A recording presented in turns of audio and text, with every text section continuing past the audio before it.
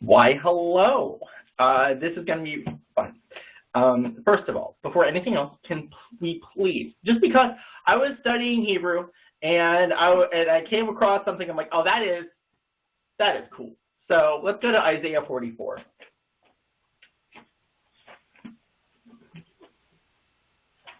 Now, I would like to hear a traditional version. So does anyone have an Old King James or a New English, New English Standard, New American Standard, anything like where it's relatively literal to the text? Isaiah 44, verse 3, I believe.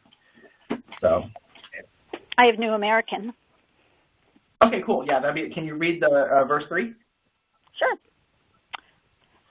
For I will pour out water on the thirsty land and streams on the dry ground. I will pour out my spirit on your offspring and my blessings on your descendants. Cool. That is interesting. Does anyone have an Old King James? I really would like to know what the really literal translation said. Or New King James works too. What did you say? Isaiah 44:3, you said?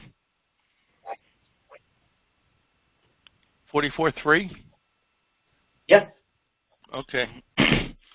For I will pour water on him who is thirsty, and floods on the dry ground. I will pour my spirit on your descendants, and my blessings upon your offspring. And Linda's version said offspring, where you said descendants. Yeah, I noticed it was flipped. Yeah, I was thinking, are their words the same, or are they... We're going to go into it. I have it ready to go. So. This is New King James. That's basically the same as my dad just read.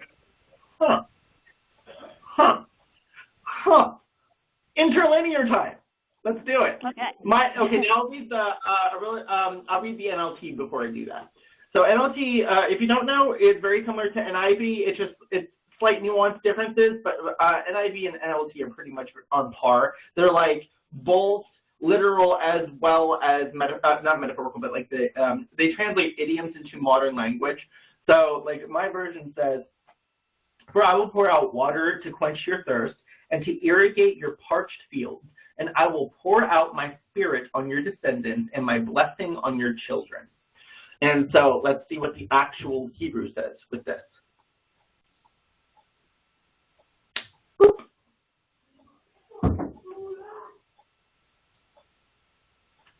Okay. 1 second, guys. Give me 1 second. All right, let's get the interlinear up there. All right.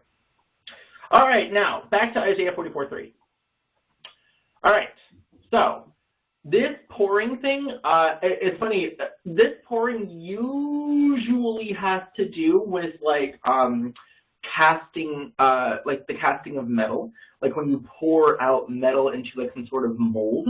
But it also has something to do with, like pouring water from a thing, but it's usually used for when you're pouring metal.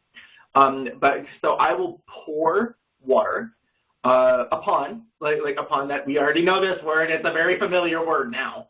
On the thirsty, and okay. So remember the amplification. So pouring water on thirsty and floods on the dry ground. It's as if the dry ground itself is thirsty, right? And then actually, it means the parched land. This is the stuff, okay, let me explain this word. It comes from the concept of fire. And this is the type of thing that you will receive when something withers or dries up, or when something or it is consumed. And when it's consumed, the end result of what's burned up is dry, right? It's parched. There's no water in it. And usually, like when there's a great fire, it's like all other water evaporates, unless you pour water on top of it, right? And it'll extinguish it. And then, so, okay, now it's back to the pouring. So he says it again, pour my spirit on, okay, it says descendants here, but let's actually look to see what this word means. Take a look, and Huh. I will pour, okay, so if you pour water on a seed, it will sprout, right? We're talking about water and floods on dry land, and here you go with seeds. Seeds, like if you have the Spirit like poured out on your offspring, it does mean like your offspring, like when you have descendants, right? It is that, but it comes from seed. And so if he's pouring his Spirit on the seed, like the human seed, then that human seed will sprout. So I will pour out my Spirit on your seed and my blessing upon your, upon your offspring. I think that's what it would be. I don't quite recognize that one offhand. Your produce. Yep, your produce.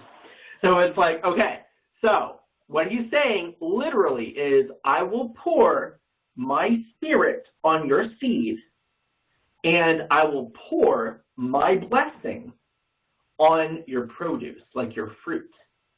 So I think that's a very, but the thing is, though, both seed and produce have the intention of saying your descendants and those that come after you. So we were talking about how there's that language of like tree language and like sowing and all that stuff. And I really, and this is one of my practice.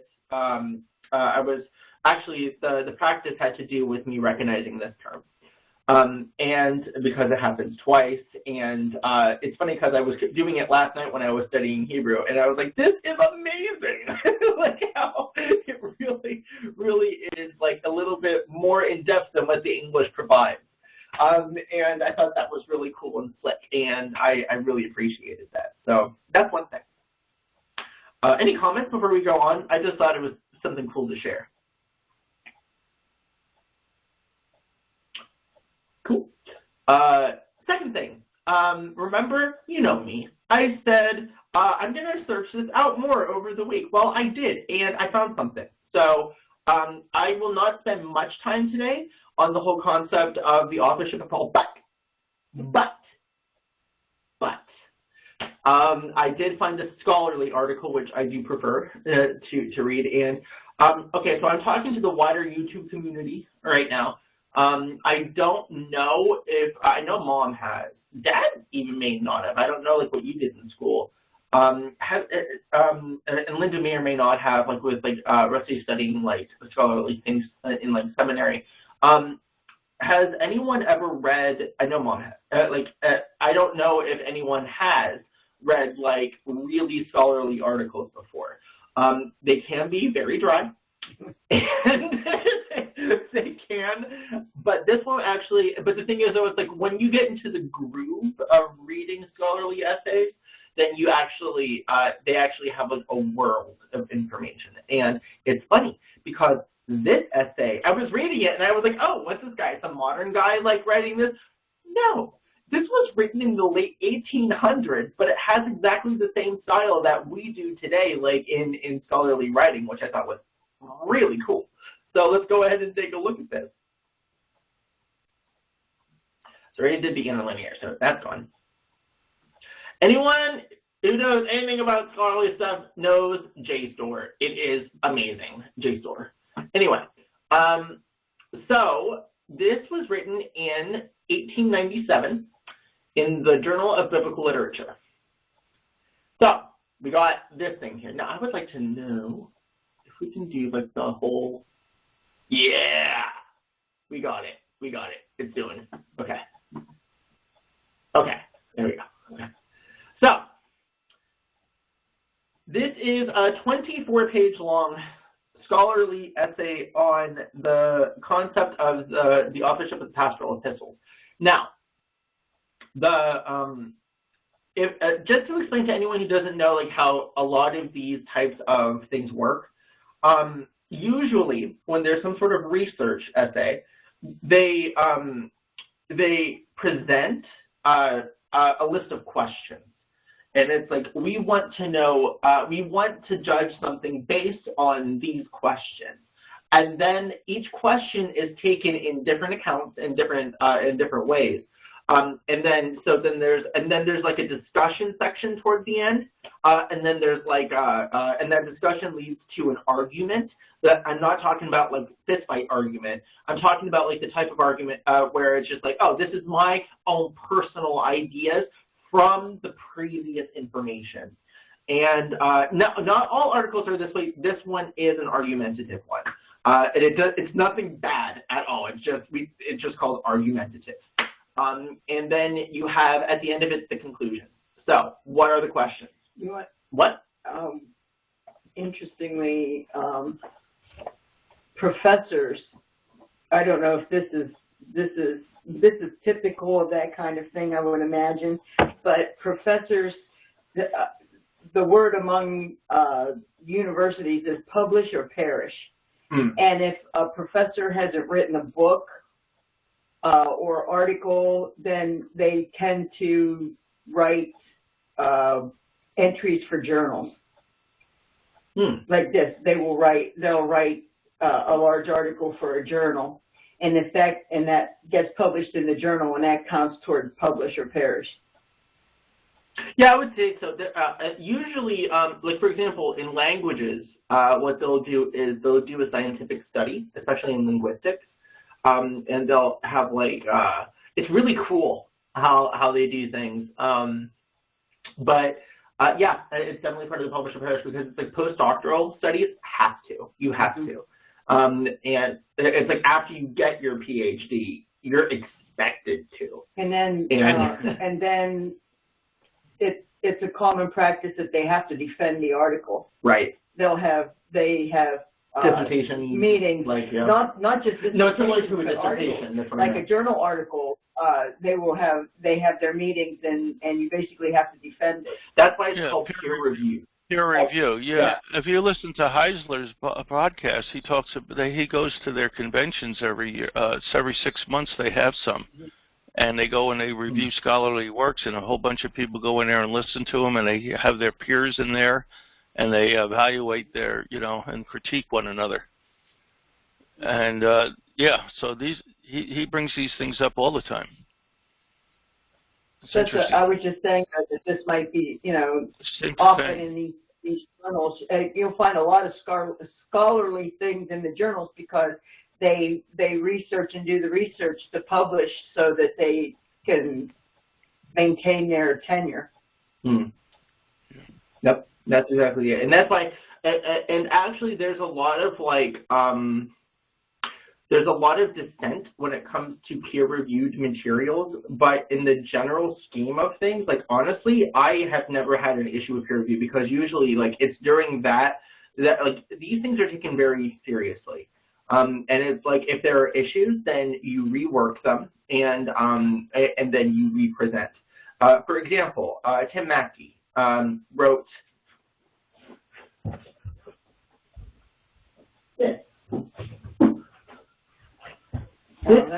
It's his dissertation, and he actually has the story of. See it?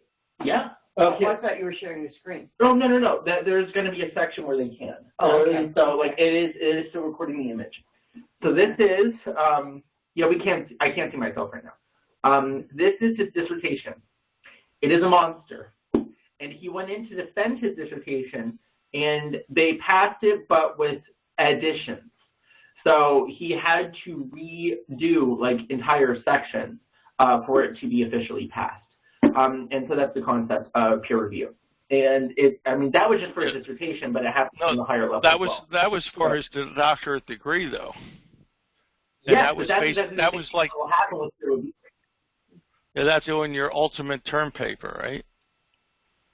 Right, but it's also the same idea of what happens with, but like it's more than just a grade, especially postdoctorate, where like they will continue to this type of stuff is like also like field wide is the thing. So every few years you have to have some major thing published. Right, and you can't make baseless claims. So, like one thing about peer review is that you would do well never to make baseless claims, and you have to be really well-founded for you to even make a single argument.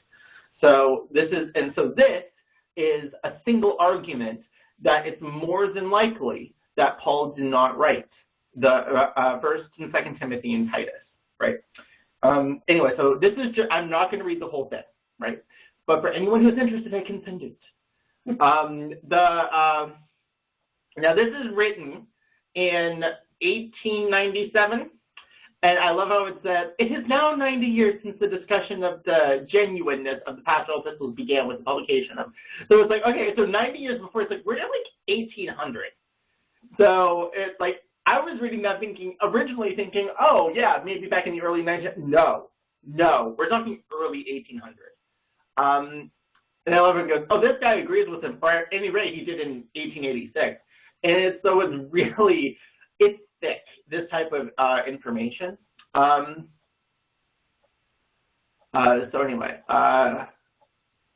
so what he does is he presents both sides. I love how he has an underhanded comment about the English church, how he says the English critics talk about the authenticity of the letters in a way suggesting secret misgivings as to the strength of their position.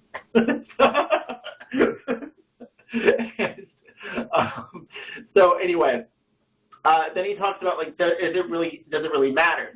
Does not this seem to some reluctance to say, this is my point.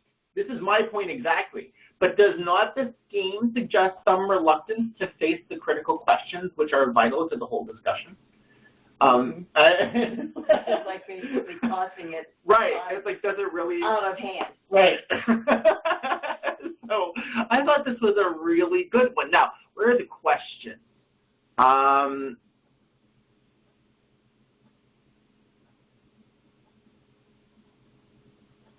This is the humbleness section thing. In presenting this subject, I cannot hope to say much that is new, or nearly all that is pertinent, but I can hope to give a very little aid to a valuable discussion. And I beg that my wish to do this may serve as some excuse for the meagerness of the paper and the triteness of much of its contents. There's a little inkling of 19th century. But it's not as bad as some Victorian stuff I've read before. It's not that way, no. Or there's some guy in the 1930s. There's this Egyptologist in the 1930s who wrote the #1 Egyptian textbook, how to study ancient Egyptian. If you think this is hard to understand, oh dear. This is a few years early for Edwardian, but it's approaching that. I would say it's actually more than, I would say it's basically Edwardian, because the Egyptologist who does his thing, it sounds more Victorian, and he's 30 years later. Right. But anyway, here's the question. Is the tone of so this is the whole basis of the argument, right? Is the tone of the epistles such as we should expect to find in letters written from Paul to Timothy and Titus? We know the apostle's character. We know much about the relations which these fellow workmen sustained towards him during his active ministry. We know his practice about the disclosure in his letter of his feelings towards their recipients. We should feel pretty sure of some characteristics which a letter written to him by him to Timothy would show. Do the pastoral letters show these traits? Of course, we have to apply this test to them separately. And then he said, if genuine are separated by a considerable interval. Anyway, he goes into all these different things. Okay, so do we hear Paul's voice in these exhortations? Is the tone such as we should expect him to use in writing to Timothy? The accent of spiritual authority is here, and we should expect it in any letter that the apostle would write to his convert and helper. We should look for, okay, so you get the idea of how it rolls, right? So there was another question, but I didn't, wait, is this it?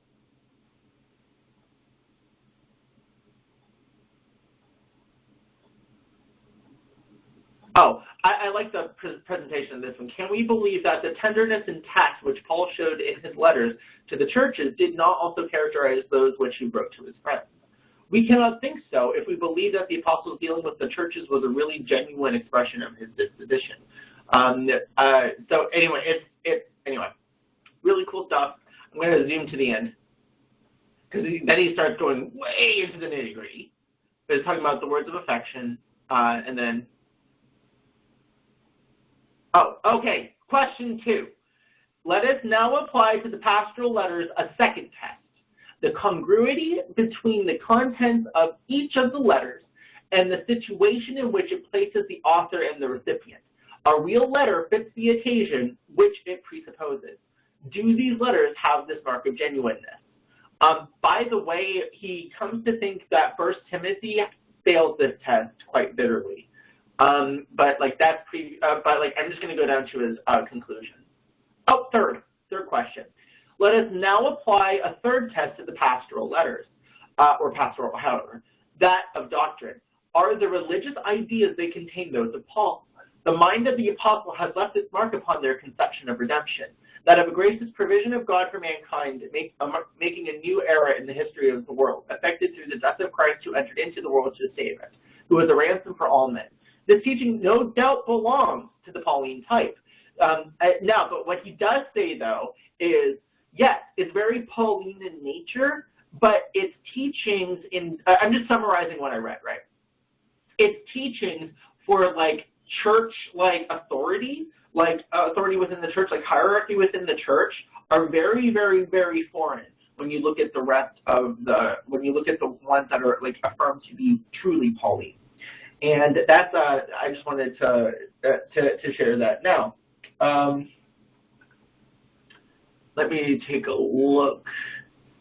Because, like he said, like, the whole concept of doctrine and stuff like that, like, if we were looking at Corinthians or any of the other ones, it's like he really wasn't emphasizing that. He was emphasizing how, as a whole, they should be acting. But his conclusion is rock solid, I think.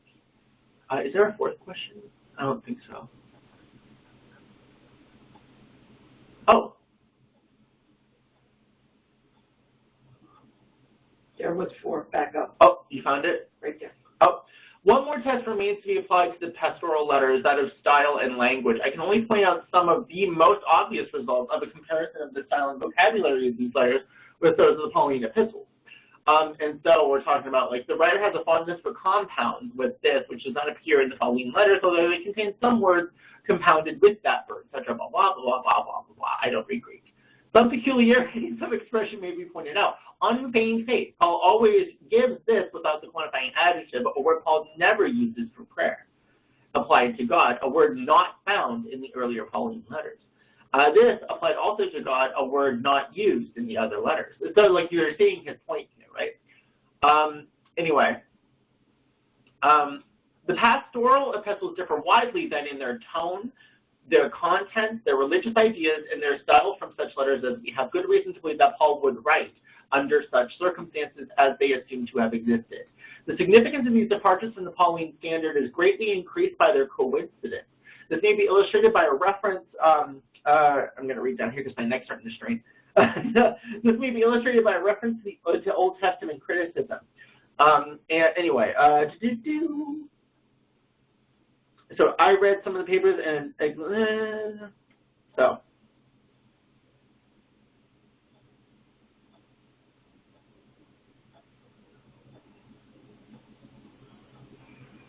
Hold on.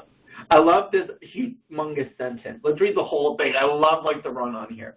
So, even if one should make a tolerably satisfactory explanation of the fact that Paul did not throw approving love into his letters to Timothy and Titus, and again of the fact that he wrote to men carrying on the duties of a temporary mission, temporary mission instructions benefiting the commencement of an unknown and permanent work, and once again of his expressing ideas differing widely from those which he had taught at least up to within a year or two from the date assumed from the composition of the letters, and yet once more of his having written in a different style from that in which he had written hitherto. Notice all 4 questions are here, right?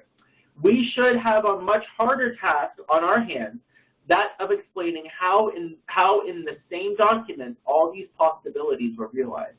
Even if that were done, some phenomena suggesting that the letters were written by another and later writer than Paul would still remain to explain. So he's basically saying more than likely written by someone else, but there's like a whole bunch that creates more questions than than would be expected. So, I'm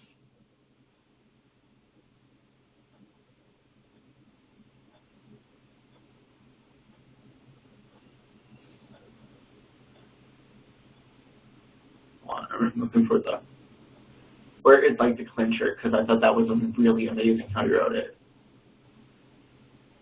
Is this it? Is this it? Nope.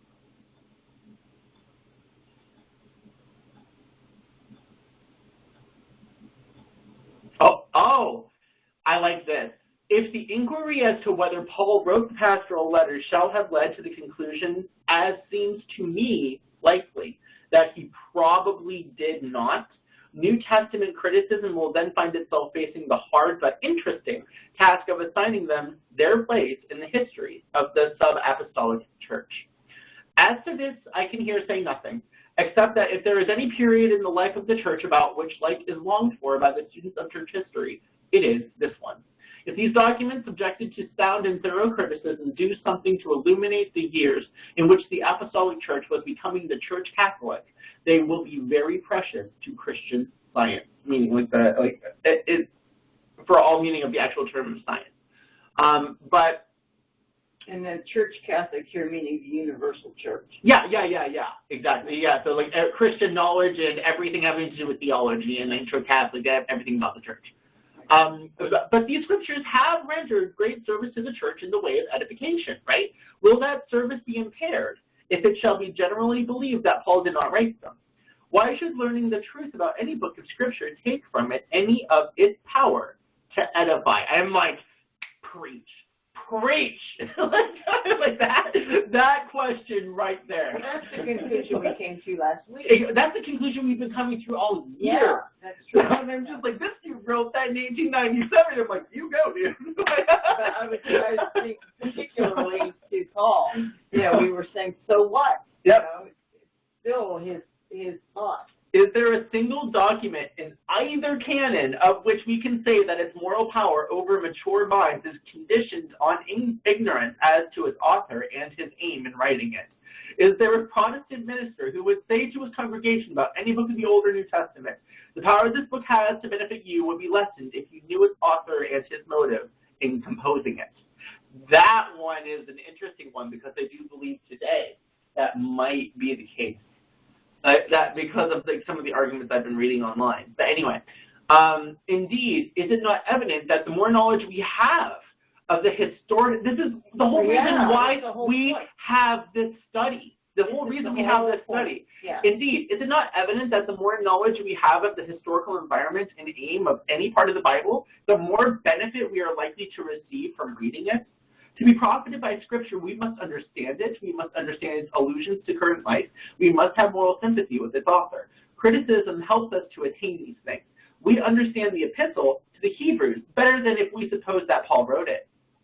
We are more fully penetrated when we read it by the power of its author's thought and feeling.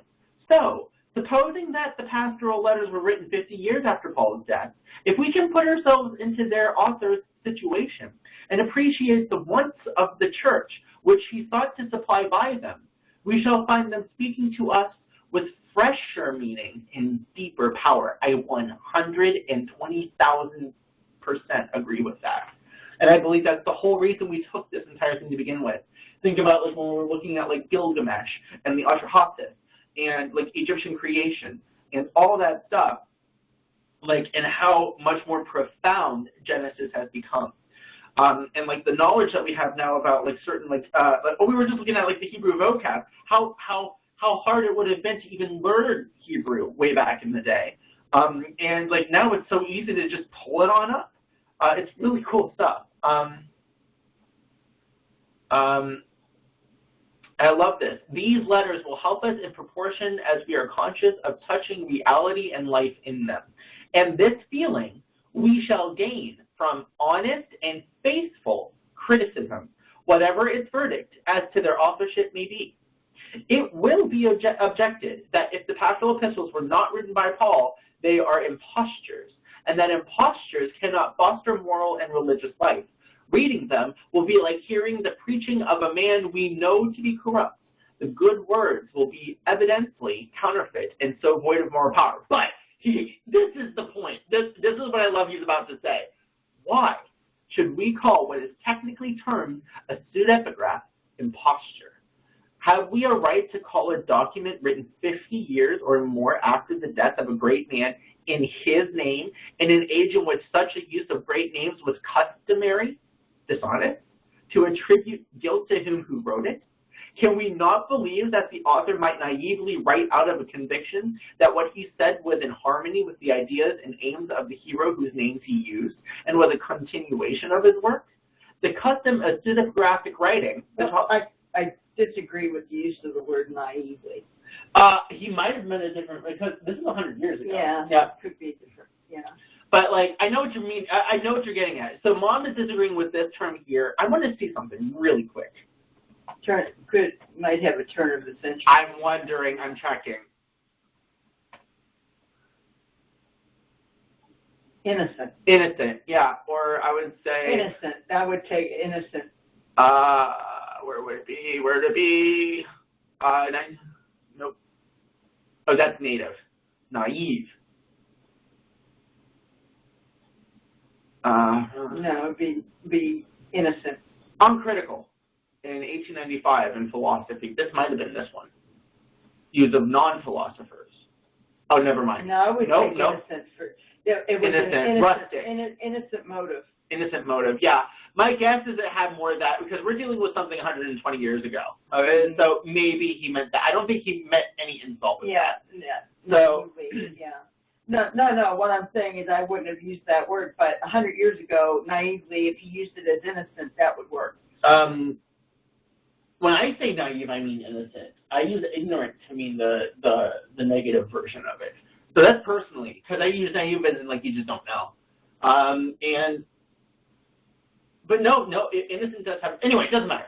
This custom of pseudepigraphic writing, the toleration by the community of the authorial use of great names would make the transaction wear a different moral aspect to him from that which a similar one would wear to a man of today. One who, hey, Dad, you would recognize that, 2 days separated by a hyphen. One who believes that the pastoral letters were written in Paul's name 50 years after his death will, considering his imperfect knowledge of the author's motive in ascribing them to Paul, like the innocence we were talking about, be very reluctant to condemn him. And if he think, seductive, if he think the act censurable, he will remember that Paul's character is not absolutely flawless and that Peter's had a serious defect. Wait a second. If he thinks that it's censurable, he will remember that Paul's character is not absolutely flawless and that Peter's had a serious defect. Yes, right. True. That is scriptural. Okay. This guy, George Solomon, insists that we ought to call a man who would write a letter in the name of a deceased apostle a forger. If this were obligatory upon us, it would be an unpleasant duty. But it would not alter the biblical facts nor offset the conclusions drawn from them. But would it not be reasonable before applying to such a man a name which designates a modern criminal of a vile sort to consider his act in its environment and its apparent motives? Few competent scholars, he's like slamming, like this is like scholarly kung fu on this one. Few competent scholars believe that the author of Matthew found the genealogy of Joseph with its 3 divisions of 14 generations each in any official register. Oh, we talked about that. Yeah, because it's obviously not correct. Exactly. Yeah. It is altogether probable that genealogy of Joseph, a genealogy was brought into shape by the author's hand. What would Dr. Salomon have us call him? Forger or liar? What abusive epithet shall we apply to him for saying that Jesus uttered on the Mount when he spoke to the disciples about the kingdom, sayings which, as we know from Luke, he spoke not then but on other occasions? Yeah, it's a consolation. Dr. Solomon justifies his denunciation of the pseudepigraph by saying that it was thought reprehensible by the early church. He supports the assertion by referring to the deposition of the presbyter who composed the Acts of Paul and Thecla to use his gentle phrase, the presbyter who was deposed for forging the acts of Paul and Thecla. So I like his gentle phrase. But he says in another place, I think that if the tendency of the work had been felt by the church of the time to be unobjectionable, the author would scarcely have been deposed for his composition of what he could have represented as an edifying fiction, not intended to deceive. May we not appeal from the verdict of a writer affected by polemic zeal to that of the same writer engaged in the sober examination of historical fact, and conclude that after all there is no evidence that the church of the 2nd century would have severely blamed such a use of Paul's name in the pastoral epistles as our criticism has suggested. Drop the mic. So, that's basically a drop the mic question. That's it. So, any comments before we round up that little bit before we start going into other stuff? No, other than it's obvious that if it is a pseudepigraph, that it's based soundly in Pauline doctrine. Yeah, that's what we're talking about. Now, the only thing I have a question about, the only thing I do have a question about is, what is the actual intent of the church? Because this is the thing that's been on my mind for a while, right? So I see where the whole thing in 2 Timothy has to do with like the deacons or elders or however it's translated, the leaders of a congregation, and their roles and like what type of people they should be. My question is that the actual intent of what the church is to be? Like to mimic the way that the Jews were at the time, like because they had their synagogues with leaders, and they had like wives, and they were to be like it was very much a mimicry of how the Jewish synagogues did their thing. So I'm just wondering, like, I could see the historical reason for having those things, as well as today, like when we have different congregations and leaders and positions. But I'm just like, what is that? Is that God's personal intent as well? I believe it. I know it's paradoxical to say that, because it's like, do I believe that Scripture is God breathed? Yes. But my question has to deal with, like, when Paul was writing to the churches at the time, even when John was writing to the churches in Revelation, it seems to be that the purpose was as a corporate whole. So yeah, because corp means body, so as a corporate whole. So I don't know, because there's also that section where Christ says, "Don't let anyone call you Father," and stuff like that. And I'm just wondering what your guys' take was on that, if anything. You totally lost me in that question. Paul was writing to churches. Right. He didn't talk about leaders at all. Okay. John, when he was writing the 7 letters that Jesus gave him, he didn't mention leaders at all. Paul did mention super apostles in a negative light. Now, when the church got bigger, I see why there was a need to define what a good leader, what qualities a leader would have, right? My question is, do you think that the church was already potentially getting, please understand where I'm coming from with this. It's like, do you think that there was already a beginning of where things starting to delude a little bit? And the reason I'm asking that is, look at Ezra and Nehemiah. Things were already deluding. And I'm wondering if that's similar when you're looking at the instructions that are presented in Timothy and Titus when it comes to leadership. Because it doesn't seem as if that was the original intent of things. To me it doesn't. And I can definitely understand, like, arguments to the contrary. So I was just wondering what your guys' take was on that.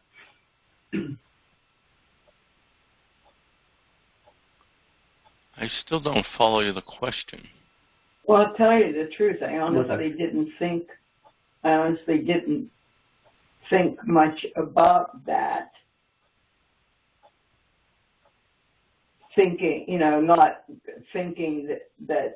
Not thinking that Paul hadn't written the ones that did mention the leadership. Mm. So I would have to noodle on that one a little bit. And please understand, when I'm saying this, it's like I still believe that Titus and Timothy were both like very much God-breathed. Just as much as I believe that Ezra and Nehemiah were God-breathed, right? Like I do believe it's part of our scripture. I'm not throwing it out as non-edifying because even when you look at the description of good leaders, that it's very godly principles. And actually a lot of the stuff that's written in Titus and Timothy are echoes of what Paul himself has said. So it's like I'm not saying that this is not like Paul influenced in some way, shape, or form, but I am wondering if they are already at this point, if it were written in like year 150, let's just throw a year out there, like if it was already starting to divert a little bit from the original intention of moving in that united corporate whole. Because if we start having like leaders, then I'm wondering like, okay, so but don't get me wrong, Paul's a leader. Like God himself designated high priests for Israel. Like leadership is valued. But to actually have a classification of what a good leader is, to me, seems as if it's starting to become a little bit legalistic in nature. So, but just as much as like Ezra and Nehemiah did. Actually, Ezra and Nehemiah, I think, violated that principle really badly. So I would have to disagree with that, Joel, because the leadership quotes in those pieces are not overbearing. They're basics. No, they're very basic. Yeah, very, very. It's like they have to say you need a doctorate degree to do this, and you have to do this, and you can't do that legalistically. Right. It's they need to be without reproach. They need to be, all the basic things a leader should be. Nothing like. It's actually very similar to the qualifications of a judge in the Torah. Very similar. Well, that makes sense. It does make sense. It's not like a legalist. That's not legalism, I don't think, because if you don't have somebody with those kind of characteristics, what kind of organization are you going to have? It's going to be a dysfunctional thing. When we were all dysfunctional in the beginning, we need to have somebody to keep us in line, if you will. Not in a legalistic way, but I'm talking about being a leader. You need to lead by example. You need to have some character and integrity. I completely agree. I think, me personally, I see the leadership quality as like, for example, when Paul was traveling in Acts, and you came across like the different places he went to, various leader-like figures would be mentioned, and it was usually through their servitude. But like then you had some like prophets or who came up to him and would talk, and it's like stuff like that. But like you never had that image that Paul himself, and this is why I have a dichotomy in my head, because Paul himself is a leader. Yeah, and but it's like not once in Acts do they mention anything about like bishops. No, far from it. Yeah. But I understand the need for it too, because when the church was like exploding back like in the first century, it's like they needed something to be defined. But why not put the trust on how the Spirit would define it? And it's like I think it's interesting. I'm starting to look at Titus and Timothy as a very, very, very light version of what you see in Ezra and Nehemiah. Like very light, not really bad, but it's just more like that. Oh, it's already started type of a deal, which you get at the end of the Old Testament as well. So. I disagree. I don't see it that way at all. I mean, the requirements there were so minimal, and it wasn't a lot of, Ezra and Nehemiah were a totally different scenario than that. I agree. Mm-hmm.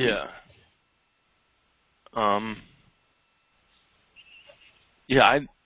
I'm sorry, I just don't see it. That's fine. I know that I am not saying that I'm right here. Like, I'm saying these are my thoughts. And it's just you know how, that scholarly article basically had an argument? Like, this is what I'm seeing in terms of, if we're looking at it through a certain lens. But I struggle with it because it's like, well, wait a second. Paul himself was a leader. He followed very much those same types of ideas. So it's like, they're very basic. Like you said, Dad, they're not overbearing. But I go back to and not to mention they were combating what James talks about in terms of people worming their way into the congregation. And so I can see that. So I can see the reason to have something like that set up. But then I was just thinking to myself, but why wouldn't it be that way? You would think that I don't know. I'm really on the fence when it comes to something like that. And they're not overbearing, and they're not crazy requirements, and they're really more like general suggestions. That's the way they're written in Titus and Timothy. And it's not as if whoever wrote it was going to go out and start ripping people's hair out and beating them up and closing the gate to the city, like what happened in Nehemiah. So I don't think it's necessarily similar, but I think it personally, I'm starting to think are we starting to go back into the human way of doing things? So. I think they did, but I don't think it was at that point. Or maybe there were some issues that reason why they had to go and put some guidelines on it, or what was happening in the church at the time. But as years go by, it slowly deteriorates anything else. You're right. And remember Ezra and Nehemiah. It was from Ezra and Nehemiah that you got the Pharisaical movement that began. And that, because it wasn't long after those books that you had the Maccabean Revolt. And look at what happened after the writing of the New Testament. It was 150 years after, so let's say the last book was written, if it were indeed not Paul who wrote those books, maybe the last book was written before the year 200, and what year was the Nicene Creed? That was 300 something? 300, yeah. Yeah, 300 something. Yeah. It's it's almost the same. If you look at the church councils and stuff that happened, they defined everything, and they said if you get out of this range, then you're not a Christian, that kind of thing. Right. Although I don't think it started that way. It started off they were trying to sort things out. But after a while, when people start debating with one another, it tends to, heat up, if you will, and human nature I agree. comes in. So that's why I'm going back to the concept of. But if you look at the church councils and stuff, where the Roman governor got involved,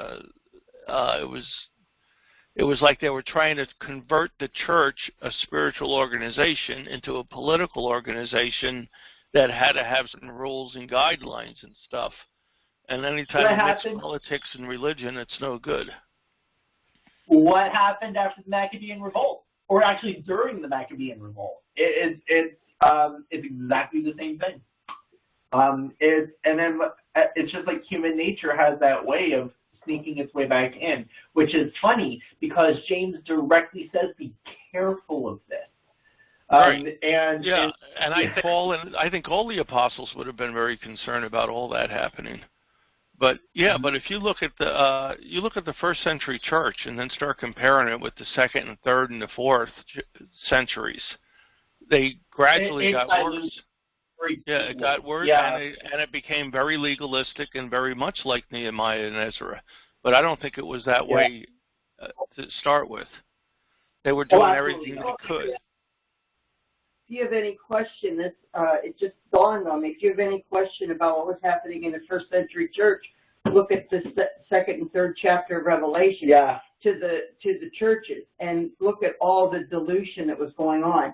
Like in Sardis, when he talks about, he says, there are only a few names in the whole church that hadn't defiled their garments. The flock was really thin out. Right.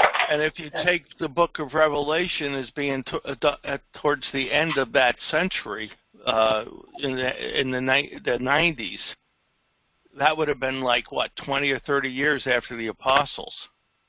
Yeah. Because they pretty much stopped around the 70s, 80s, so it was like 10, 20 years there. The flock was thinning. Right, and Satan was doing everything he could to dilute it. I got one for you. To me, that's very much what it means to take the mark. We're going to get into the concept of the mark. There's really cool stuff on that. But I think what the mark is, it has to do with subconsciously being part of the world, although often saying we're not part of the world. We'll get into that. There's a whole big discussion on the mark, and where John's saying, please don't take it, don't do this. And it's funny because what is the mark? It's look at the 7 churches. Look at the 7 churches in his criticism, and the criticism has to do with them taking the mark, and in different ways. It's like the mark isn't necessarily one way of living. It's living in some way, shape, or form within the world, like keeping one foothold in the world somehow. There's I'm going to stop. Yeah, we're not there yet. As soon as we get to Revelation, it's over. But I love considering, because Mom, that was an excellent point. Thank you for bringing up the 7 churches in Sardis. But yeah, I think it's just something to ponder. Once again, long walks in the parks, a lot of very, very nice hot cups of tea. The thing that you're talking about, I think, is true, but I don't think it was that early in the church. It was after the apostles and stuff had their influence, it started to deteriorate. And that's the point. The point is, that my point is, okay, let's say that Paul didn't write Titus or Timothy, right? And that it was written in the 2nd century. That would have been around the time where things were starting to get diluted. Well, I'm not sure if I totally agree. I'm not sure that I totally agree that it was done in the 2nd century. Or if it was done, it wasn't Paul in the first place. There's reasons why I would think that it could very easily have been Paul that wrote those epistles. If you can't just go based on writing style, and I'm not going to live or die on this as far as my point, but it's basically, the way I see it is Paul, I don't think actually physically wrote his epistles. He had a stenographer. They had a different term. They had official letter writers that wrote in Greek, and they did it in certain formats, and he basically dictated it to them. And they would have fixed it up and formalized it and critiqued it a little bit. And would have read it back to him. And they would have read it back to him. So I do believe that if, this is my personal opinion again, if it were truly Paul, I don't know if, now this is the thing. We're getting back into the same conversation of last week, so I'll just say this and we'll keep moving forward. If he did indeed have those written like under his dictation, it's possible that it was so far removed in time from his earlier ones. However, it wasn't so far removed. If you look at it traditionally, it wasn't so far removed from Romans, and Romans has a totally different way of approach. So I'm like, anyway, let's just say though, okay. But the thing is, Paul was writing to the entire church at Rome. He wasn't writing to a particular person. Right. All right. So that's a different take too, because if you're writing to a group, it's like a public address. Whereas if you're writing a letter write to a person and talk about church leadership. Well, you're talking to ministers within the church. I mean, I mean, you would say some things in a letter to somebody if you send an individual letter that you wouldn't say if it was a public forum. That's what they were saying with that one guy who wrote the article said with First Timothy, it failed the idea that if you were truly writing something that were personal, it didn't take anything that like he did with Philemon. Like if Philemon has a totally different approach in terms of like how personal the letter Well, feels. Philemon was a really different circumstance, and somebody's life was on the line there. That his slave was had his life on the line. And Paul was trying to persuade him. That was a persuasion letter, not a because he said he had the perfect right to do whatever he wanted to, but he really hoped he would do the Christian thing. Yeah, he was basically saying, I know that you could do anything but for me, do right. this. He was trying to persuade him for something that he had no legal grounds, if you will, under the Roman system to do that. I mean, he couldn't force him to do it. Now, if that was 200 years later, they would think they could force somebody to. If that was not Paul, and that was same situation. No, I'm saying if there was a minister that was telling somebody within the Roman Empire that as a Christian you better not do that because it's a sin and break it all down that way, and they could influence and try to strong arm, whereas Paul wasn't really strong arming Philemon. He was trying to persuade him with religion, with compassion and Christianity, but it was still his choice. He didn't force him to do it. I think later on, 200 or 300 years later, that would have been like a forced type of thing to whatever the political or the leadership wanted him to do. And he wouldn't have given him the choice. He says it's your Christian duty not to kill him. You might want to punish him, but you don't kill him, and accept him into your home. I didn't say, but you got to remember, though, I didn't say, Philemon is absolutely one of the letters that was written by Paul. Absolutely. That's what I'm saying, but it was a different purpose. Okay. That's what I'm saying. Yeah. You got to look at the purpose of the letters. And if he's writing to the whole congregation, he's saying he's going to write to Corinthians and the Ephesians and say, hey, send this to Laodicea and send Laodicea's over to you, because it was meant for everybody to read. Those letters may or may not have been meant for everybody to read. Maybe it was just for the ministerial people who were elders in the church, leadership positions, to know what they needed to do. And then later on it was added because it was useful.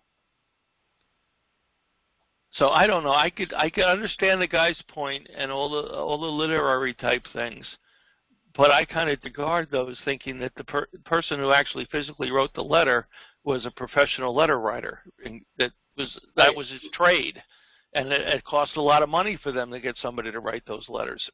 And their job was. My argument against that, though, is that the scribe would have read back to him, and he would have stylized. Right, and he would have said, yes, a better way of phrasing that, or yes, that kind of thing. But it have one thing. Good. I'm just clearing my throat. Go ahead. I'll go on mute. I wanted to put something out there before I forget it, because that was the other thing, too. Along the lines of what you're saying, I can also see that, let's say that Paul didn't write them, and that in 150 or so, that Timothy and Titus were written in order to guard against the delusion, the delusion process. Well, maybe, or maybe Paul did write them, and they weren't in circulation really, and made part of the scriptures until later, when they were putting all the important documents together, and it might have been the people who were elders and ministers within the church that said this should really be part of the scriptures for future generations, not just for the. I get that. Yes, I can see that one, and what Mom said last week about could it have been that the letters were lost and that they were recompiled, or that they were done based on the memory of what was given. That could happen. That could be too. If they could have gotten lost or misplaced, then they rediscovered them and says, "Oh, great, we got these," and put them into the scriptures for future generations of the church. Mm-hmm. Yep, I can see all of that. I think it's debatable, and I don't think it's a hill to die on kind of thing, one way or the other. No. I was just about to say, but I am going to force the issue, and I'm going to make sure that you believe the way I believe. I'm going to ensure it, because God's going to throw you into hell if you don't believe exactly what I believe. Because it's what I believe. Well, I don't remember that in any scripture, any place, but well, when you say go to hell, he's going to throw me into hell. Are you talking about the grave, or are you talking about the fire at the end of the age? Or just Gehenna. I heard it was a really nice place to go visit. So it's not too bad now, but a few years ago it wasn't so hot. It was too hot. a little bit spicy. Might want to drink some marshmallows. Anyway, I'll shut up so you can go.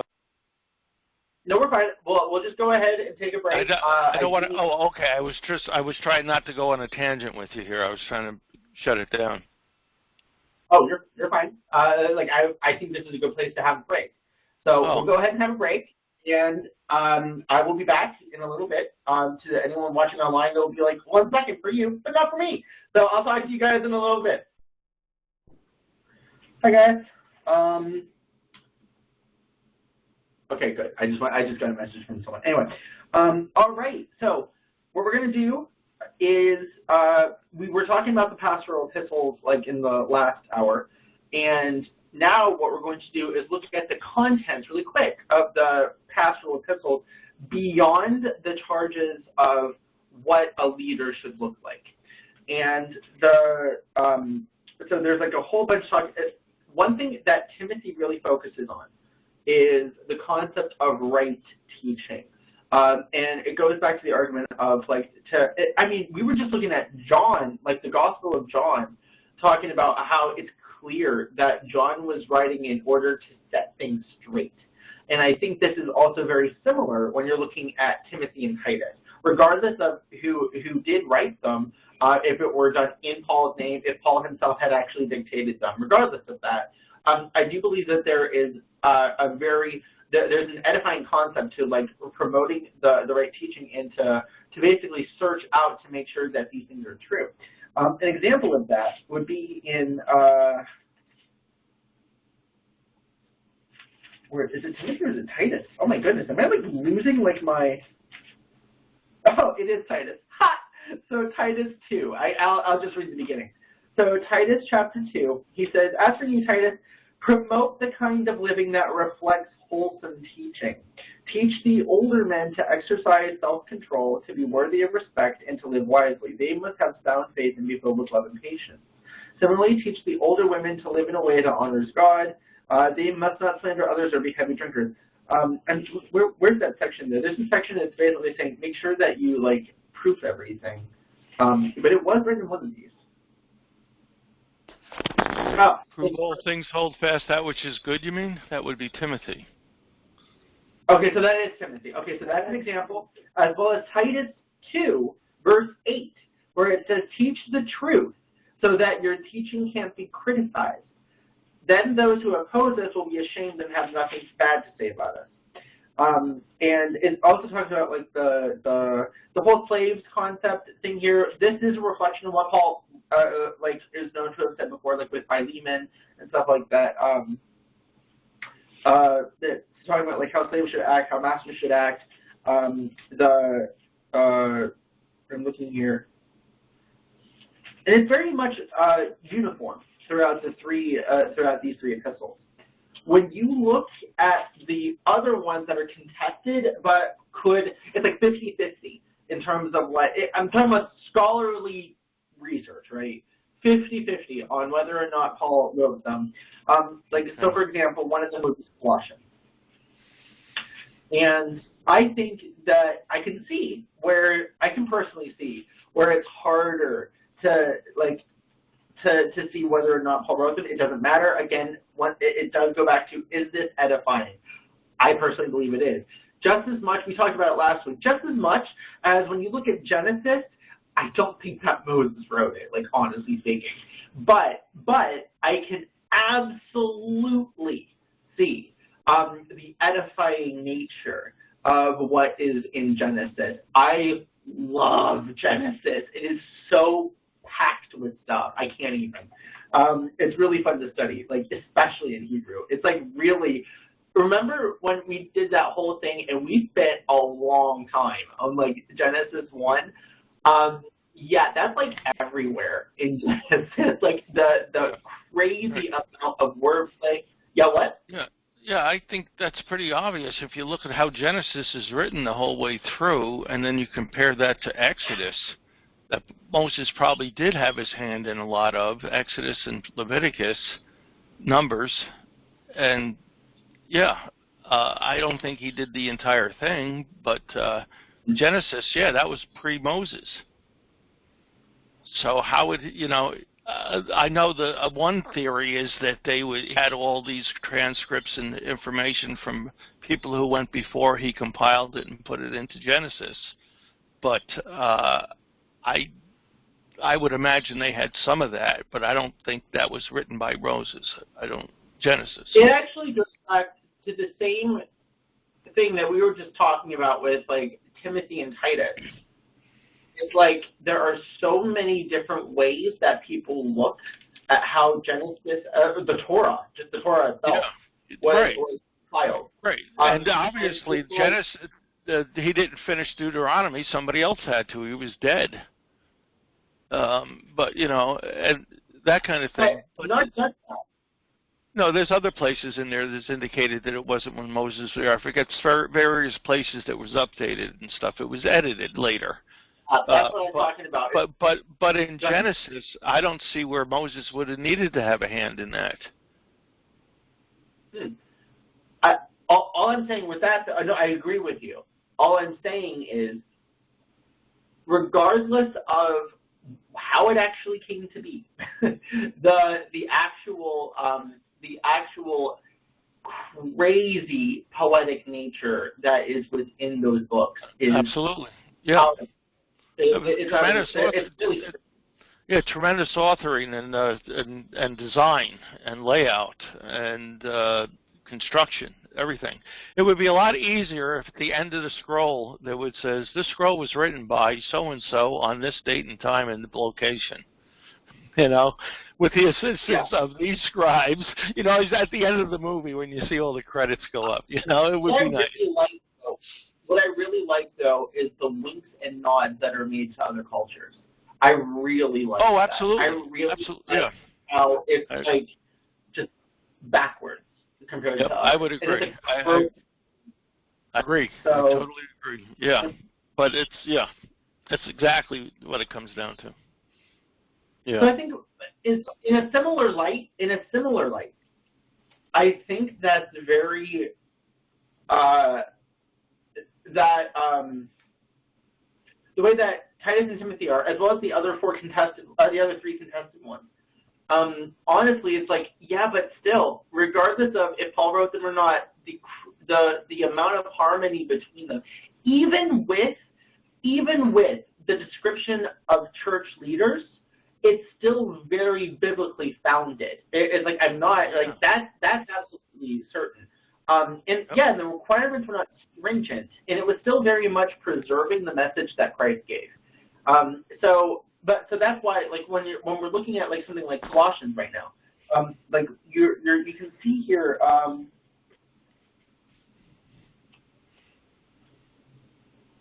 like even in Colossians chapter 2 verse 6, I'll just read it. And now, just as you accepted Christ Jesus as your Lord, you must continue to follow him. Let your roots grow down into him, and let your lives be built on him. Then your faith will grow strong in the truth you were taught, and you will overflow with thankfulness. Those are echoes of like certain things that are mentioned. I mean, like in 1 Thessalonians even. Don't let anyone capture you with empty philosophies and high-sounding nonsense that come from human thinking and from the spiritual powers of this world.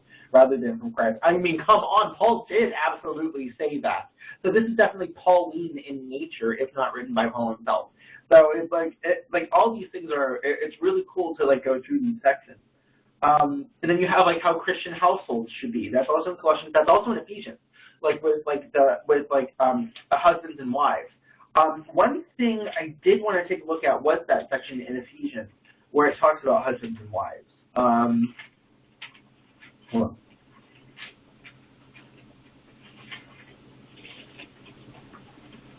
Yeah. Chapter 5 of Ephesians, verse 21, it begins. And further, submit to one another out of reverence for Christ. For wives, this means submit to your husbands as to the Lord.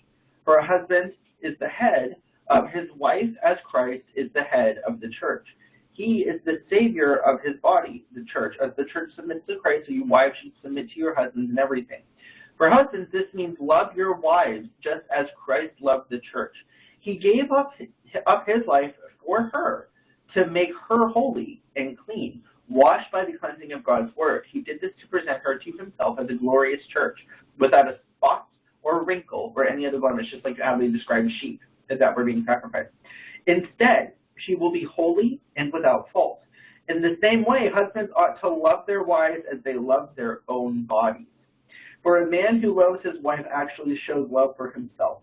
No one hates his own body but feeds and cares for it, just as Christ cares for the church, and we are members of his body. As the scriptures say, a man leaves his father and mother and is joined to his wife, and the two are united into one.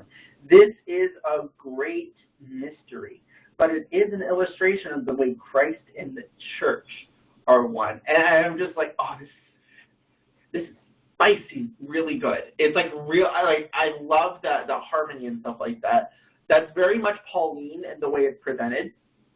Actually, Romans takes a slightly different approach, but if Paul did write Ephesians, like honestly, it could have just been a developed thought.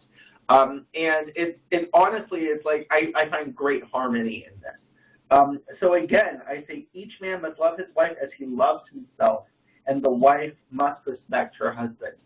I do not believe that this is in any way a way that would be like for like husbands to lord over their wives. I just don't see that. However, I think it's interesting that that whole concept of like Christ being the head of the body, which is mentioned here, is also mentioned in other areas of Paul's writings. And so I love the harmony of all of this. And going back to the concept of for a man shall leave father and mother and be joined to and cling to, actually the term, cling to his wife. I had one of the best like lunches with one of my elders this week. It was so amazing, and we spent like probably a good 45 minutes talking about like the whole concept of where we fit within the bride, like the whole concept of Christ being the second Adam and us being the second Eve, and like that. It was just so amazing. I love that stuff. And yes, I'm not going to reiterate everything because we've already talked about this ad nauseum. So there we go.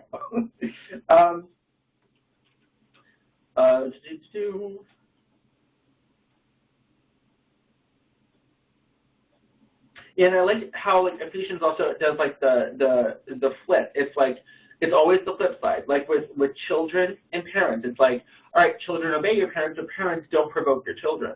And it's like with slaves, it's like slaves love your masters and serve them wholeheartedly. And then it goes, but masters treat your slaves with utmost dignity and respect, which is not normal in that culture. And it's very much along the lines of Philemon. It's very much along the lines of like Romans, as well as in Corinthians. There's stuff like that mentioned. So again, it goes back to, you could easily trace these ideas back to what Paul wrote. 2 Thessalonians is also similar. When you have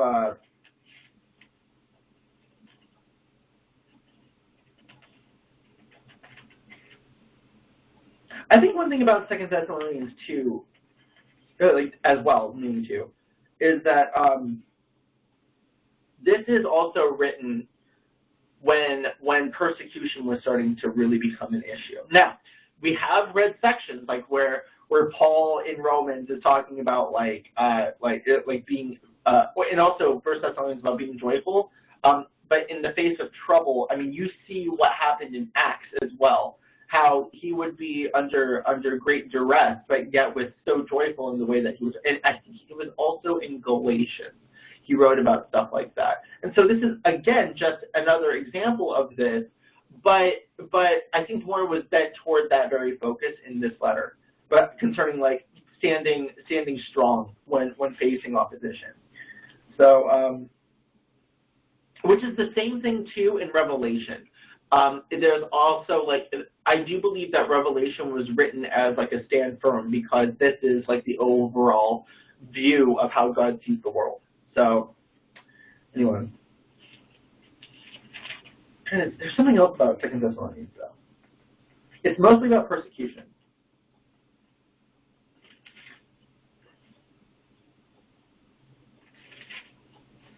Oh, no, there it is.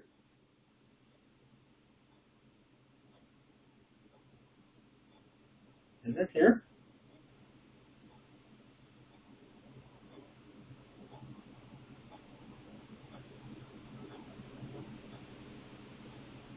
Yeah, at the very end of 2 Thessalonians, when he's talking about like the right way of living, and it's funny because talking about like don't just sit around waiting, like do something, and how like we paid for things, we did things appropriately, we didn't just like sit around and just wait for the day to arrive. We actually put some work in because we are examples of that right living.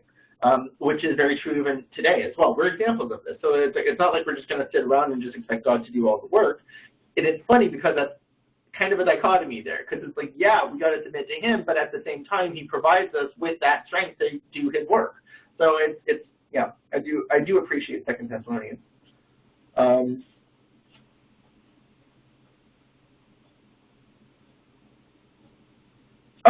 And that section in chapter 3, verse 13, I believe is echoed elsewhere. And we did come across that among Paul's actual letters.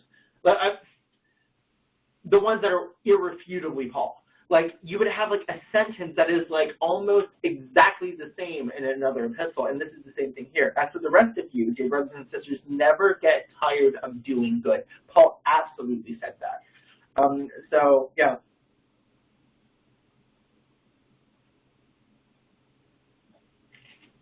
Anyway, and then there was also,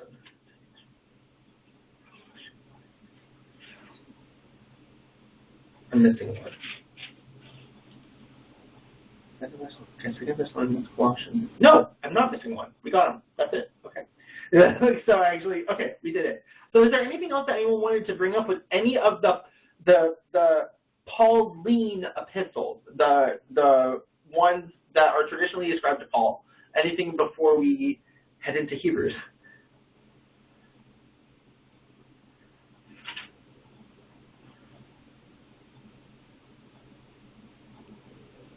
You're going to do Hebrews tonight?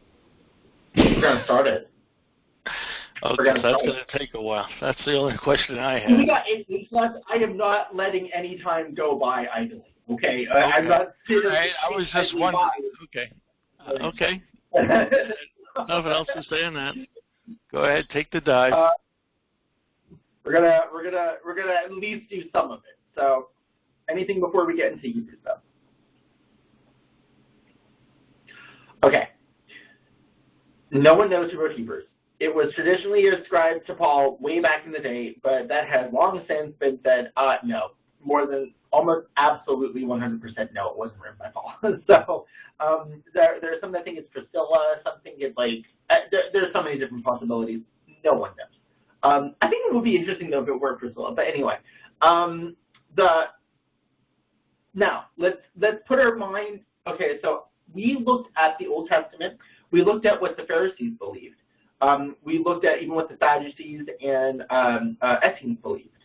So let's think in that Jewish mindset for a second and think to ourselves, okay, even today, what is the number one disagreement that the Jewish people have when it comes to Christianity? The number one.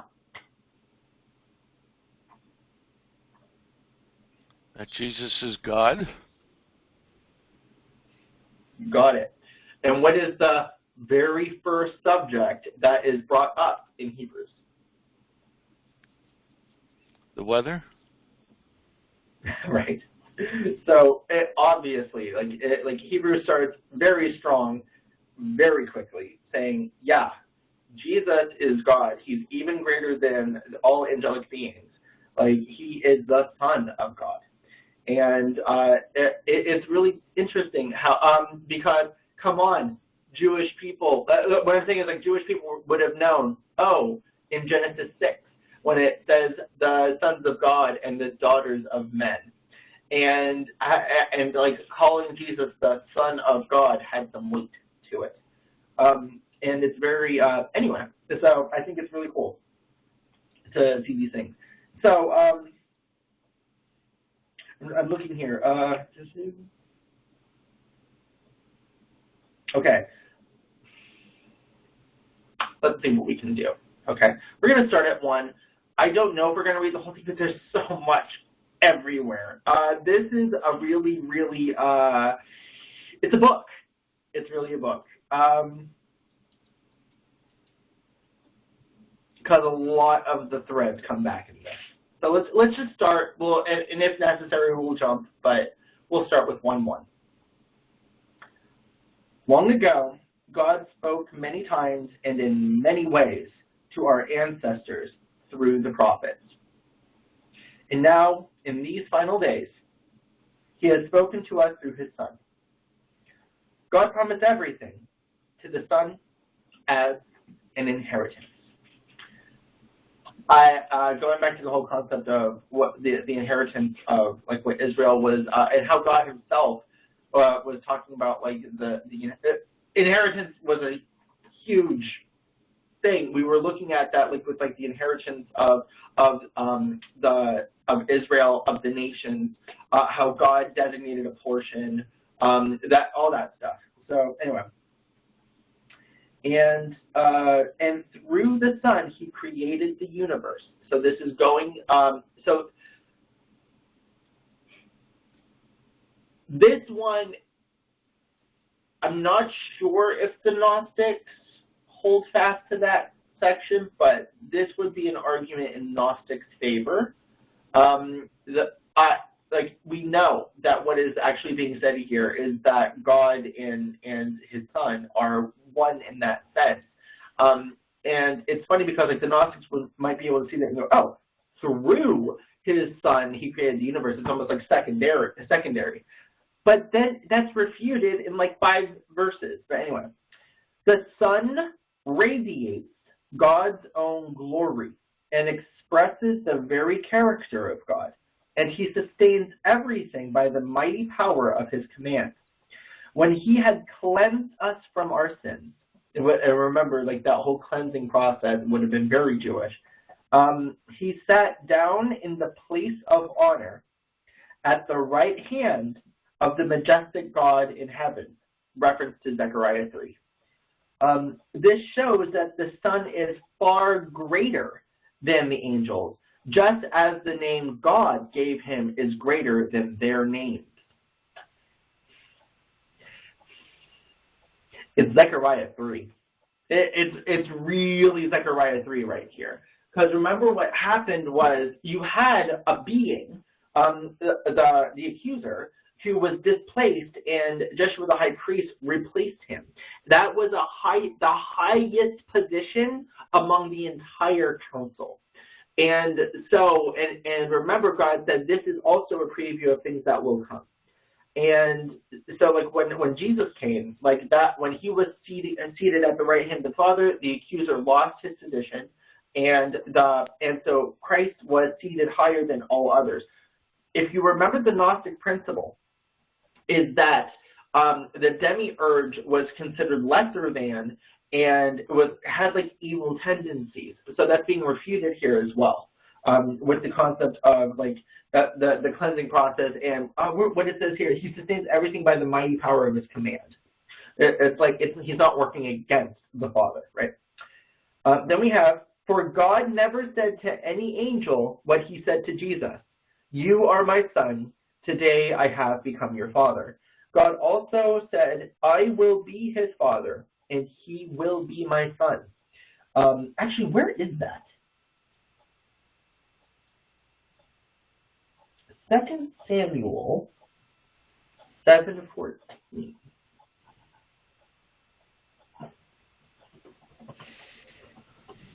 I want to see the verb.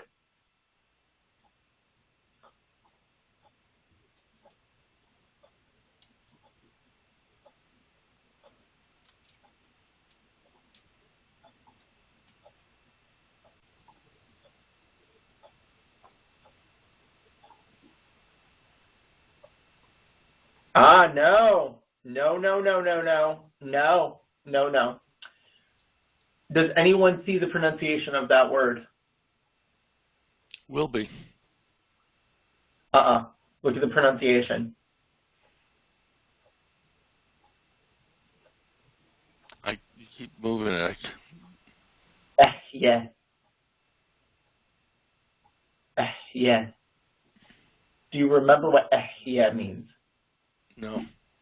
No. This is God's. What? This is God's name. Like, that's God's name. That is really his name. Oh, like, I was thinking that when I saw. I was thinking it's Y-A-H. So okay. Yeah, no, but remember his actual name is Ehye. Oh, Ehye. okay. It's I am. You mean? Yeah, it's I. This olive here means I, and I'll show you. Where does it say I am that I am? Exodus 3. Exodus 3, I think. Exodus 3 what? Okay. Oh, come on. It's in that chapter. I don't think it's number 4. It's 3. Let's take a look. I'm looking. I can get to the chapter. I'm not a verse person. I'm almost there. I got it. Oh, I found it. Exodus 3:14. Yeah, 14. Oh, I love how it's also the 14th verse of the third. I'm sorry. Anyway, so I remember Exodus was full of that. Okay, that's his name. Yes. It's his name. Okay, so what's it saying in Samuel? What's it say? This is Samuel 7:14. Yeah. Okay, but what's the entire say? It's 7 what? I'm going to go look it up because I'm having a hard time seeing your screen. But you can see clearly. Okay, so 2 Samuel 7:14, and it's Exodus 3:14. Huh? Yeah. Interesting. Did they design it that way? I don't think they designed the oh, maybe. I never thought of that. Wait a second. No, Samuel was a certain number. Wait a second. How many chapters is in 1 Samuel? It was all written as one book. Oh, that's true. There was something. It was all written as one book. Yeah, it was Kings. 1 Kings, 2 Kings. 31 plus 7 would have been. No, I don't think. Maybe the 14th verse, yes. But you know, it's like it's actually ani ehye, I ehye, and just like I am ehye, and he said, "Thus you shall say to the sons of Israel, Ehye has sent me to you." Right. So that is God's actual name. We say Yahweh because that's the He version of the Ehye is I am, but then the He version is Yahweh. So it's really cool. So believe it or not, I was just listening to a podcast explaining that today. Oh, that God's actual name is Ehye? Yep. Well, And then here in Hebrews, then is that I am to him a father. Yeah. You said well, what I'm wondering is in Samuel.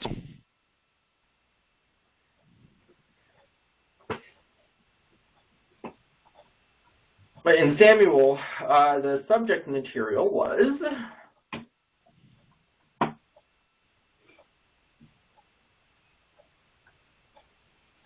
Yeah, see, in Yahweh. Yeah, and that is his name when referred to in the third person. Right. Um, When we refer to him, somebody refers to him or addresses him, it's different than when he says, it's me. He's talking about, I am so-and-so. He actually sometimes says, actually very often, he says, Ani Yahweh. He goes, I am Yahweh. But, like, when he's saying, like, the I am statement, it's Ehyeh. Like, that is, like, and so this is a play on words here, Ani Ehyeh. Like, I will be, but it's actually I, Ehyeh, his father. I am Ehyeh, his father. Because you do not need this pronoun. This olive here already incorporates the I. Okay? So this is not necessary. So it can easily be translated, I am the I am, his father.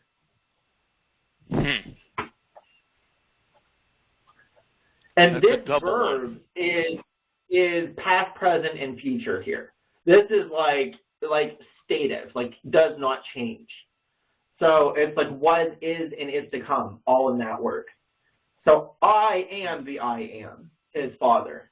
And he shall be, or he is, was, is, and is my son. So like this is just really cool stuff here.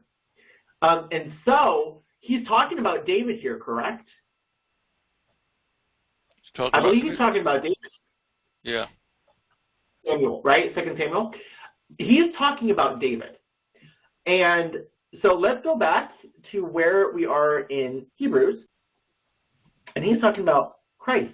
But remember, that whole thing about David, like being the part of the lineage of Christ, when you come down here, he goes, for God never said to any angel what he said to Jesus. They said, wait a second, he said it to David. But remember, Jesus is equated to David in terms of the kingdom. He's the king of the kingdom. And there's a whole thing on. And then the promise is that he would, the promise that there was going to be a king. Got it. You got it. Not to mention that when you remember, Israel as a nation remembered its father, Israel, Jacob. So you would talk about descendants as the corporate whole of the forefather. And so this is the same thing. He says, I am the God of Abraham, Isaac, and Jacob. He's the God of the living. Right. Because they are alive in their descendants. Exactly. That's really cool. I thought that, honestly, Mom, thank you for saying that. That was awesome. And he also said, I will be his father and he will be my son. I think the translation is, I am, or I am the I am, his father, and he will be my son. And when he brought us his supreme son into the world, when he brought his supreme son into the world, God said, let all of God's angels worship him. He sends his angels like the wind, his servants like flames of fire. Mm-hmm. So angels are his messengers, right? Angels are considered to be part of a council member, right? We are also his servants. What lives within us is the spirit, which is like fire, like tongues of fire. And it's funny, it's like he sends his servants like flames of fire. And I love this. It's like, okay. But to the Son he says, your throne, O God, endures forever and ever. You rule with the scepter of justice. You love justice and hate evil. Therefore, O God, your God has anointed you, pouring out the oil of joy on you more than anyone else. And I think I'm going to check that real quick. That comes from Psalm 45. verses 6 and 7. So Psalm 45.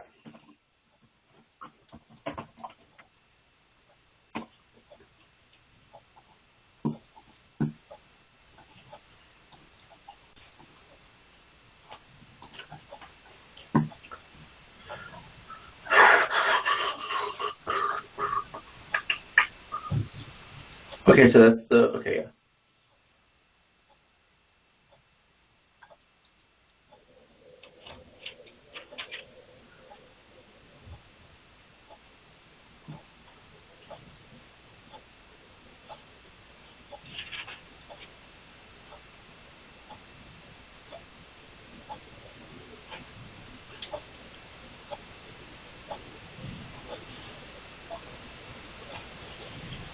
Oh, I see what it's saying. Okay, I see what it's saying here. Okay, wait a second. Because I was confused by, okay, wait a second. All right, let me just make sure.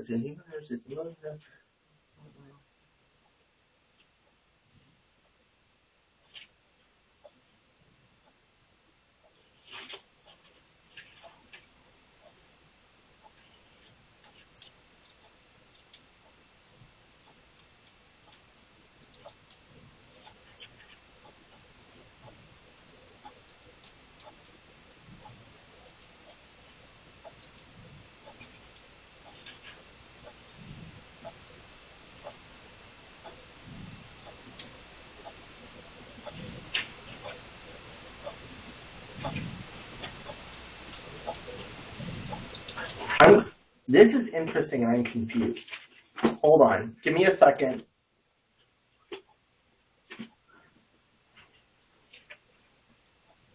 $45.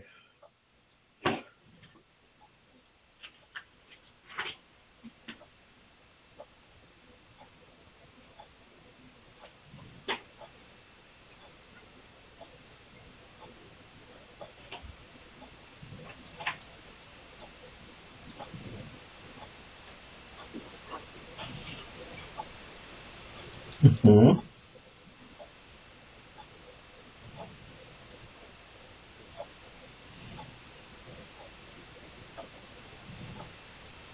Oh, that's what I was thinking. Okay, cool. Never mind. Okay, cool. Never mind. I was being stupid, and I finally figured out what it's saying. So, sorry. I was having a bit of a brain fart moment. I'm like, okay. Okay. So, my translation in Hebrews 1:9 says, "You love justice and hate evil. Therefore, O God, your God has anointed you." So it's like saying that so what it's basically saying to me in Hebrews is that this term here is addressing God. I don't see that in the Hebrew. And when I turned to the Psalm, in my translation, it agreed with me. So what I believe this is saying is that God, your God, like meaning like capital G God isn't like talking about someone else. God, not just any God, your God has anointed you with the oil of joy. And I think how does anyone else's translation do Hebrews 1 verse 9? Is it as if you're talking to God? Because it's actually being written to the king. And I'm just wondering how that is.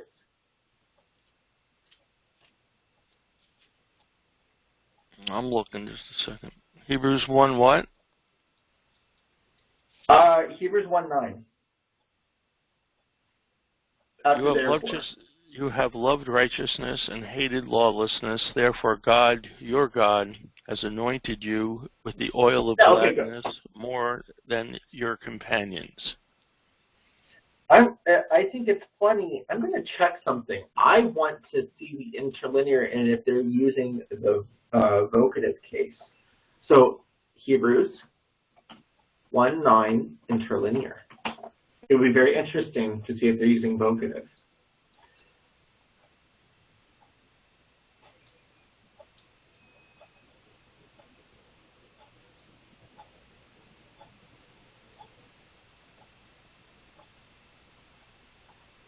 It is O.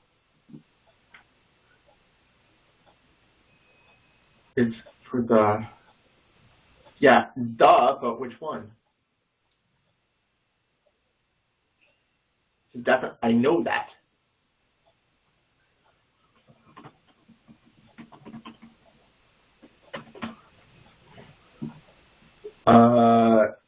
Greek definite article declension. Nominative.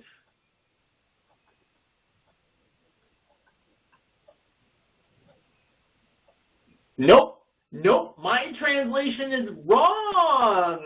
My translation is wrong, and that's why we just had a 5 minute like thing where I had to figure this one out. Okay.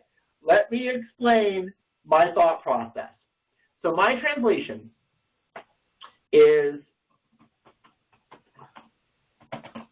this. My translation says this. So you love justice and hate the evil. Therefore, oh God, your God has anointed you. I'm like, what? Is that what it's saying? And no, it's not. Because first thing I did was I went all the way back to the Solomon question. It's like, no, it's saying to me, therefore, God, not just any God, your God anointed you, right? And I'm like, okay, so let's go to the interlinear. Oh, wow, look at that. It's saying, oh, I'm like, oh, is this the vocative? Oh, like, is this the vocative? The vocative means like if you're actually calling someone out, if you're talking to someone directly. And I'm like, oh, okay, is this the Greek vocative here? So I actually had to go all the way over here to the definite article table. If it were the one that said, oh God, it's you, it would have been this. It would have been omega, but it's not. It's omicron. Mm-hmm. So here we go. And that's nominative.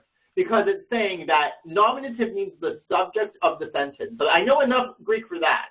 So, okay, so this is saying God, but not just any God, your God has anointed you. So this is a good translation of the Hebrew. But the NLT is dead wrong here. So I think it's funny. Yes, the New King James has it, therefore God, your God. Okay, that is interesting. Yeah, this is definitely wrong in the NLT. That's funny, though. I think that's funny. What? I believe it. NLT is very much a paraphrase. No. And it takes the meaning. No, living okay. I thought you were saying living. I'm sorry. Has the same credentials as the NIV, basically. It's just worded differently than the NIV, but it's very much well respected. So the LT, the living translation, is different. That's a paraphrase. Yeah. Yep. So anyway, yeah, that was fun looking into grammar. So this is what I do for fun. Well, the thing that gets me about that is if they translate it wrong or slightly wrong or whatever, it's frustrating because you don't know in English. It's not translated for you, so you're like, You know what I mean? Yeah. And I think you lose a lot in translation, as they say. Mm-hmm. I think the reason why they might have actually said, oh God, though, let me go back for a second.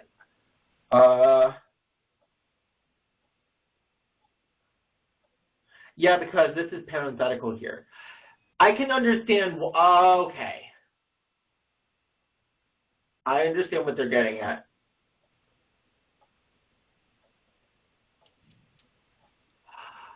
Or not. Are you ready for this one? No. If you want to scratch your head even more. Verse 6. It says, your throne, God, is forever. So this is a direct statement to God. Let's see what the Greek says.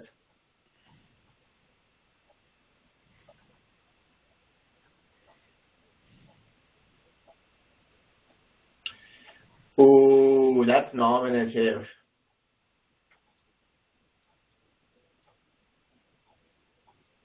Why? Oh, it might not have been a really bad translation then, because this one, okay.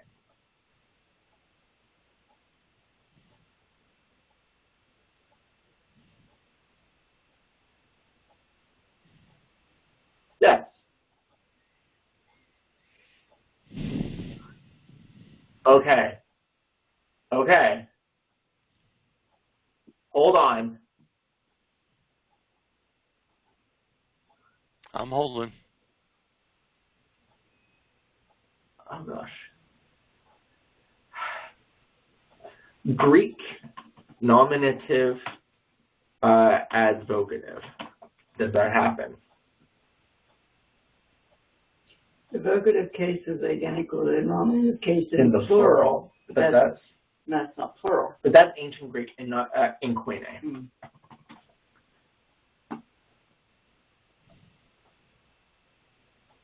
Oh no! Oh no! They double as vocative. Oh no!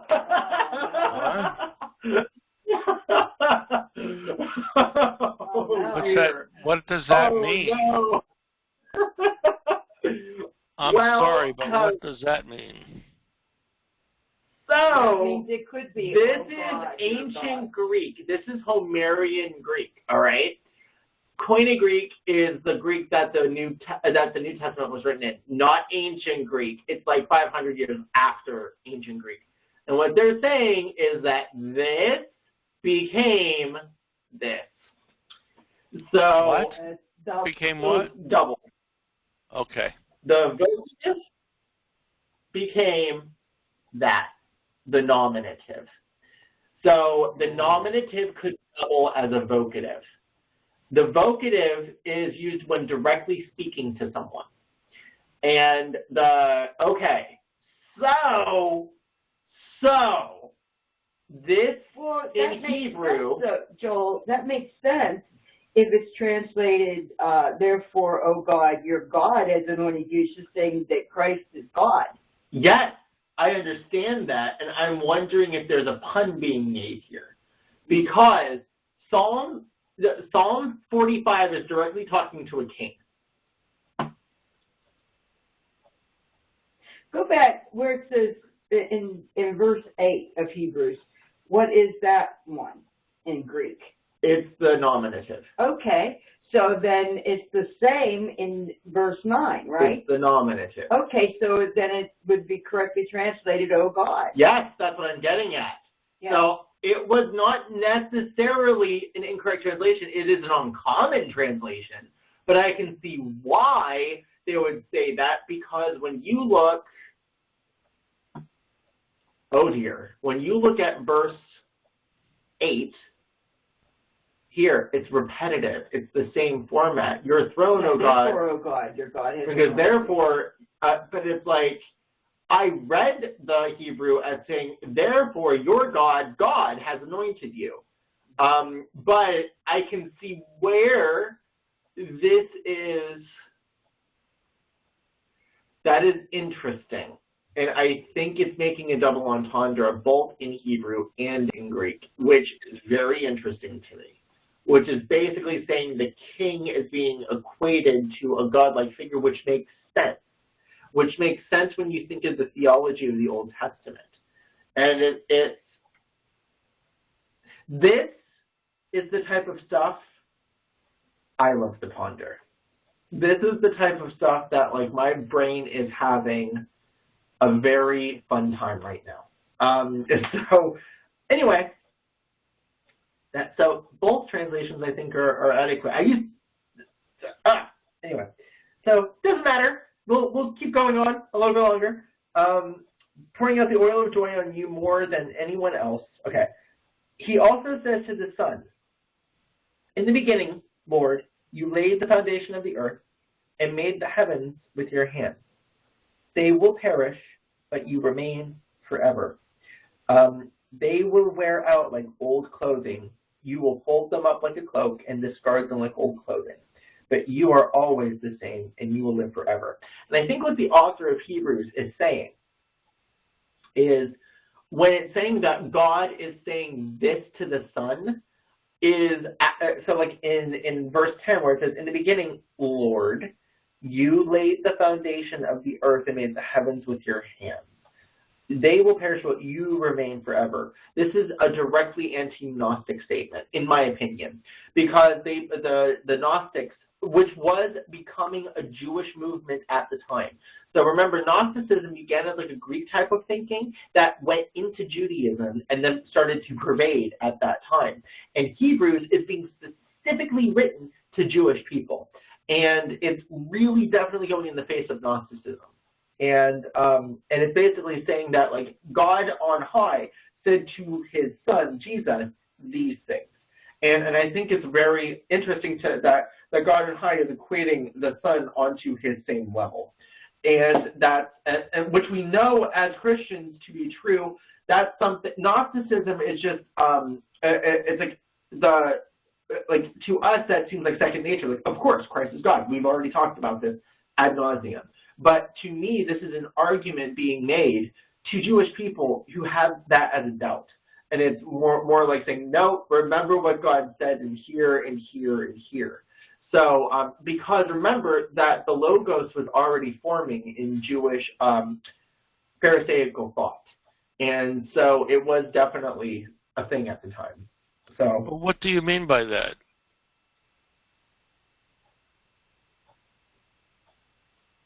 We talked about the Gnostics that began with Philo, the philosopher. But the Logos, what about the Logos?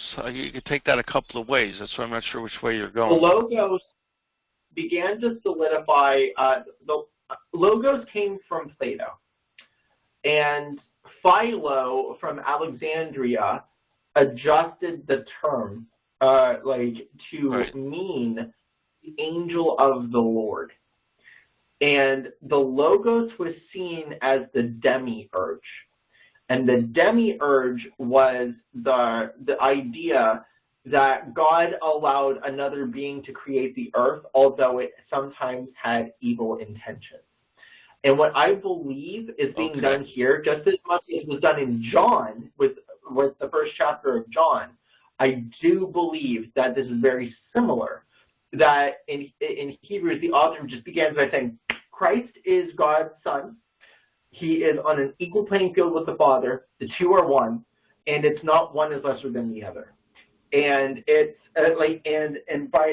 these are very, in my opinion, very anti-Philo statements. So because Philo was definitely a thing by this time. So, right. Part of what go ahead, Carol. There was no evil in the word. Right. Or in the demiurge, there was evil. Well, or possibility for evil. And the Jews actually took that on. That some of them began to think that the angel of the Lord might have acted against his wishes. Remember how the concept of Satan developing a couple centuries beforehand. There were I'm just going to stop because yes, some people did believe that, and I can show you where, but some people believe that the angel of the Lord sometimes did things against God's wishes. So, which is not biblical at all. It's not. Right. No, I don't disagree. The question I have for you, or I'm not sure if it's a question or not, there was a thing before the first century where the Jews always thought of the God as the two Yahwehs. Are you familiar with that? They thought there was a human version, somebody who was personified, the angel of the Lord. Angel of the Lord. And Absolutely. But they were. Yeah. But the father and not the father and the son relationship, but there was basically two Yahweh personalities. The idea was, I know what you're saying. There were two ideas. One is the type that you could actually see. The other was the type that if you looked at him, you would die. And that was, there were two representations of Yahweh. One was as the angel of the Lord that took the persona of an actual human. The other one was God in his great glory. And anyone in the second one's presence would be incinerated. And so what this Yahweh did was became this Yahweh in order to be seen and to be and to communicate with people face to face. That's what you're going at. Yeah. Right.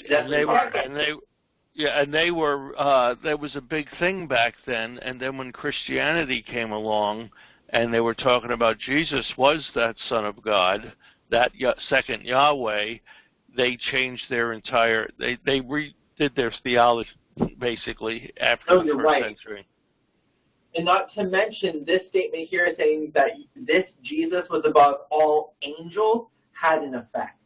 Like, because remember, this other Yahweh was called the angel of the Lord, and it's like, yeah, this is like the angel of angels, but he's above that, referencing Zechariah 3. Everything's tying together, basically. That whole other Yahweh thing gets blown apart when he tells Moses, "You can't see me. You can't look on me." No, it's not. It's not blown apart. Why not? Okay. So what? Okay. Yahweh. Another rabbit trail. I told you weren't going to get through Hebrews too fast. This is definitely worth explaining. It's true. That whole thing that he says, if you see me, you can only see my back because I will cover your face, and because if you see my full grandeur, you're going to die, right? When you see the angel of the Lord, though, you cannot easily distinguish between an angel and the Lord himself. Like, that angel of the Lord and Lord himself.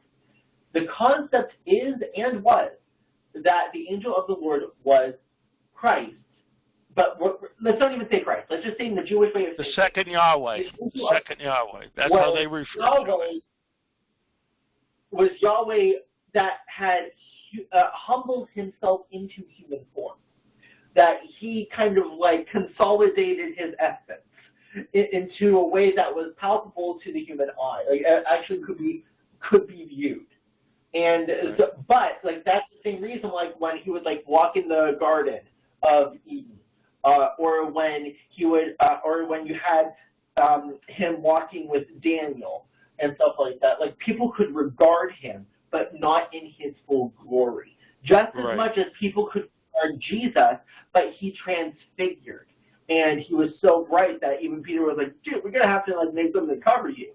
And it's like, so it's like to see God in his glory would be killing people. Right? Yeah. So.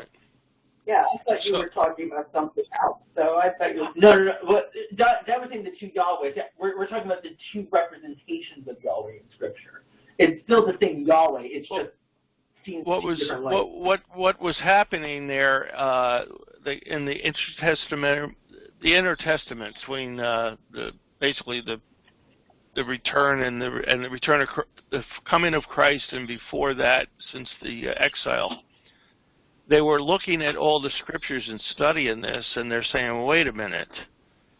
When Joshua saw this angel of the Lord, they didn't know, and not just that, but when Daniel saw him and all the places, the personification of God in a physical form, they were trying to make sense of that. And what they came up with was there's the Almighty Father, or God, Yahweh, that you couldn't stand in his presence or you'd be destroyed. And there was a second one that it could be able to face with people without killing them. Yes. Basically. There's a whole bunch of literature on this, Carolyn. It'll take you. Yeah, hard. Yeah. Dad is getting this from a different source, I think, than I am, but it coincides like peanut butter and jelly. Yep. It's a mind bender. When I first heard that, I'm like, what? No. And then I went through the scripts. I came across that. This was like a couple years ago now. I actually came across that. So I thought we presented that here in this Bible study. I actually thought we adequately represented that, and I guess not if we're having this discussion right now. Well, Mom, do you remember that? I still totally lost as to what exactly we're talking about here. Because I thought that's what we refer to as the Elohim before we talked here about Elohim being the spiritual realm, the spirit beings. Well, yeah. Remember, we discussed Elohim as God the Father and God the Word. Right. You're talking about the church? Yeah. Oh, yeah. No, I'm not even talking about that. But yes, that was our mindset. That was our paradigm back then. It's Right. actually Jesus was the Word, and he was God and with God, Yes. or is God. He is God. As much. Good one, Linda. We're just having our conversation. Take care. Good See you night, later. Linda. Oh, she's thinking, okay. Oh, it's 9:30 already. No wonder she's got it. It's 9:30, Joe. We're going over time, buddy. Okay, so and Jesus saying, no one's ever seen the Father. Right, So but they've seen him. He was God of the Old Testament. Right, and that's what was really upsetting the Jews at the time when he would say things like that. You know, me and my father are one, and and when he said those things, it was really making major stirs because it was connecting with their understanding, and they're like, "No, you can't be him." You know? They weren't accepting Christ as the other Yahweh. They would. Basically, that's where he was. You know, when you go through the gospel and you read the different. It would make total sense that the Word would also double as the angel of the Lord, because it's the Spirit of God. He would be right. But when Jesus was here on earth in the flesh, and he was telling them that, no, my Father is in heaven, and he's saying all these things that the angel of the Lord and the personification of God that in Old Testament scriptures. The reason they didn't believe him, this is huge, and I'm going to paraphrase by saying this is why they didn't accept him as the angel of the Lord. He was born. Exactly. And the angel of the Lord, no one knew where that being came from. And do you remember in the Gospels when they said that? We know who you are. We know his mother and father. He's a carpenter's son. This can't be the angel of the Lord. Yep, exactly. Yeah, and he's too human. He's human. But at the same time, he was casting out demons and healing people, and they had a hard time with that part of it. But, yeah, you can imagine. I honestly wonder what, if you lived in that time and you were a literate, a Jewish person of faith and understood the scriptures and had some education in that, and Jesus came along, I think I would be in doubt for quite a while myself. The miracles would probably really throw me. I'm like, wait a minute. That's why I was confused about what you were talking about. It's like, I thought this was what we talked about all along, you know. Oh, okay, so maybe you and I were having a similar idea here. But now I'm getting back into like why they didn't accept Jesus, which now I see where Dad's going with this as well. It's really cool because I'm sitting here thinking, yeah, that's like. But think about that though. Christ messes with people. Like he really does. He did. He did. Wow. Well, yeah, but I mean, I'm thinking about the examples in the scriptures when he sits there and the guy who wrote the Bible, inspired the Bible, and that was there from the beginning, created the heavens and the earth, and they're sitting there arguing with him. You think about that; they're going to be very embarrassed when they figure this out. You think about it. You know, with their debates all the time. Good point. I'm going to reference Tim Mack. I have not heard him in so long. I should get back into listening to him. I always remember what he said when reading Matthew. It's like when you look at certain sections of Matthew, and it's like, how can they not see this? And it's like that's exactly the point, because it's like the author is putting his arm around your shoulder and saying, I know, right? I know. They should have seen. You go, and it's like, and then when it's like, oh, now I get it. Because think of today. Christ would very well incite arguments. People would try to argue with Christ today if he came down. I'm not coming in great grandeur. I'm coming just like approaching. He'd be canceled. He essentially. He'd be And it's called like to cancel. from all sides, not just from one. I would say it's like everyone. The evangelical, the fundamentalist, or even the most everybody, virtually everybody. Everyone argued with him. Yep. Going back to your point, though, Dad, the Creator, the one who the genuine angel of the Lord, like the visible Yahweh that we have, is like people will still argue with him today, even though we have what happened before. Just because he That's totally right. goes against it. You got it. And But that's I should say about the traditions totally go against him. Yeah. All our traditions and all our church and all the things that we, add and take away And from. that gets us right back to what was going on when the Timothys were written. Yeah. Because it was starting to go the way of tradition. Potentially. I am siding with Dad on this one that we never really do know, and it's just No. That's not what I'm talking about. That it was being written to. I'm not speaking specifically about those books. I'm talking about the time period. Yes. In that time frame, the quote Christian and quote traditions were beginning Very much. And splintering and stuff. They wormed their way. Oh. But wait a minute. But interestingly enough, the Christian traditions that were beginning then were actually old traditions carried over. That's what I was getting at. From other traditions. That's what I was getting at. It's like how much is it in modern church compared to the old synagogue? Modern synagogue. And the Greek, yes, and the Babylonian, and the just ancient tradition that carried through and was adopted by the church, and those traditions became Christian. So solidified for thousands of years. And so we totally go against Christ. He would be canceled today. But on all fronts. I gotta say this. The worming their way into congregations, like that whole section. What do worms typically eat? Dead flesh. From what? Corpses. Or rotting matter. Fruit. Rotting. Oh, okay. Yeah.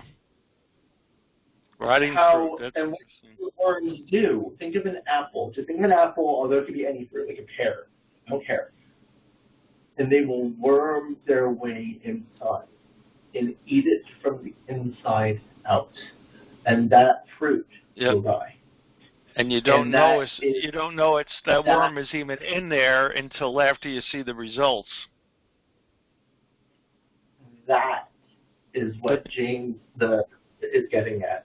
And it's just like, because I always thought of it as just like, we use it so often, worming their way into something. No, it's making a specific reference to the killing of fruit. Oh, the fruit worm, yeah. And I'm like, but the ramifications of that. Yeah, but the fruit looks really good until it doesn't. Yep, and it's like, and it just like, and it just slowly decays and rots and falls. And I'm like, oh, that is so good. Yeah. Anyway, I don't know why we get into all these discussions. This is supposed to be just a reading of the Bible and say, yeah, that's inspiring, and I'm moved. Right.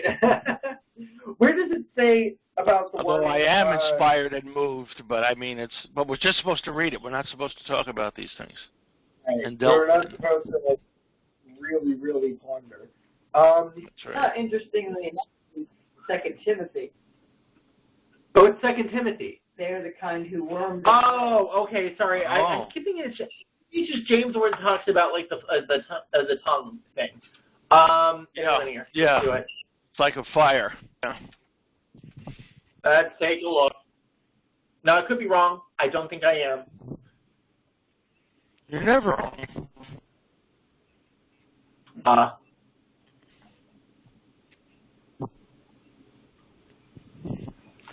You're not wrong except for when you are. Uh-huh.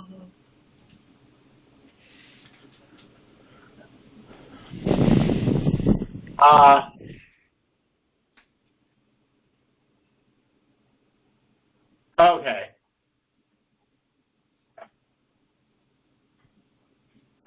New Testament. Worm, way. Yeah, there we are. Intercongregation. 3:6. Okay. You were in, 3:6.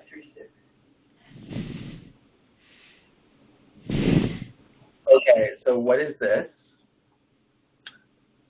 Oh, entering into households instead of worm their way. Creeping into. Yeah. Creeping into.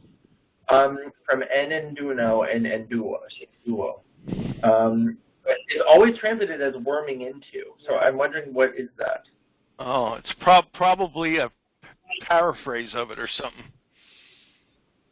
I'm trying to remember. I vaguely remember something like that, but I don't know if that's really there in the scripture. The concept is there. The analogy, I don't know. It's always translated as you. What? Hold on. Worm. Oh, in the New King James, it's creep into. Creep into. Creep into houses or something? Yeah, this is another reference that actually speaks of like worms like decomposing material. The word that doesn't die you're talking about. No. Okay. No, that's maggot. Like wormwood. Yeah. I'm not sure where you... I'm looking. That's Mark. Oh.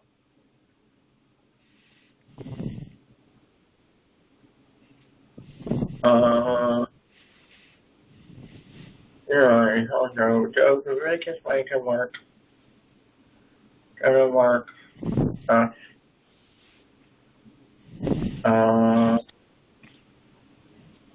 This doesn't have a link. Yeah. Those who enter the houses can be way down with sins. Okay. Can you do a search on worms? Look for worms. Oh, okay. I wasn't watching. 3, 6. I'm just going to do this a little bit longer, but then, you know me. You know what I do. I got you off on a tangent. I can't... It might be... Yeah, the concept is there. I know it talks about bad fruit and stuff like that. I think we might be crossing wires on some of the that might other... be, but the concept is there, like with like the falling of fruit and stuff like that. It doesn't matter. The concept is still very much the same. It's just really cool how things come up like that. But anyway, I think that's good. I think that's good for 2 days. I think that we definitely had a... So what do we get? We got to what? Hebrews chapter 1, verse 2? Verse 2? Oh, I did want to say, hold on. I'll finish with verse 13 and 14. And God never said to any of the angels, sit in the place of honor at my right hand until I humble your enemies, making them a footstool under your feet. And remember, there's a lot of Psalms that talk about God having earth as his footstool. So he's equated as 100% God. And then therefore, angels are only servants, spirits sent to care for people who will inherit salvation. And we'll stop there for now. We'll start with I'm thinking part of the taking one other thing on there, the Psalms where it talks about he has made you a little lower than the angels. But he's going to raise you up. Psalms 8. I can't remember the exact word. Yeah, but basically, you're going to rule the angels afterwards. But we're a little lower than them now, or that's something, or judge angels or something. But same idea. I think that's the place where it talks about the enemies as a footstool. Is that the reference? Hold on 1 second. Give me a sec. Psalms 8, I believe it is. And then this one's referencing Psalm 110. So it's very similar. Yeah, so 110 and 8 are very similar. Anyway, I think it's 8-2 talking about babbling babies. But anyway, we'll go with that's babbling babies. Yeah. and then we'll just go ahead and save this for next week. Now we think we've got seven more times, 7 more sessions. So, all right, let's go ahead and give it to Lord here. Thank you, Father, for these horrible, horrible discussions that we keep on having. They're just the worst. Because for what we do is so heretical that we should seek punishment for the things that we discuss in these meetings. Truly speaking, however, we just thank you that we are able to freely come together and have differences of opinion, and through such differences of opinion, instead of yelling at one another, saying so, that we actually, okay, you have a difference of opinion, why? And then allowing you to work within us to spawn new discussions from these disagreements. And then as a result, we come closer to you. That is truly you at work, and we thank you for that. We put everything into your hands as we continue through the next week. We just ask your same amount of grace, your same amount of love, if not more, when we ponder these things that we do in these sessions. And we come to you once again with just asking you to continue to open our minds even more. Thank you for all you do. And in the name of Jesus Christ, we pray. Amen. Amen.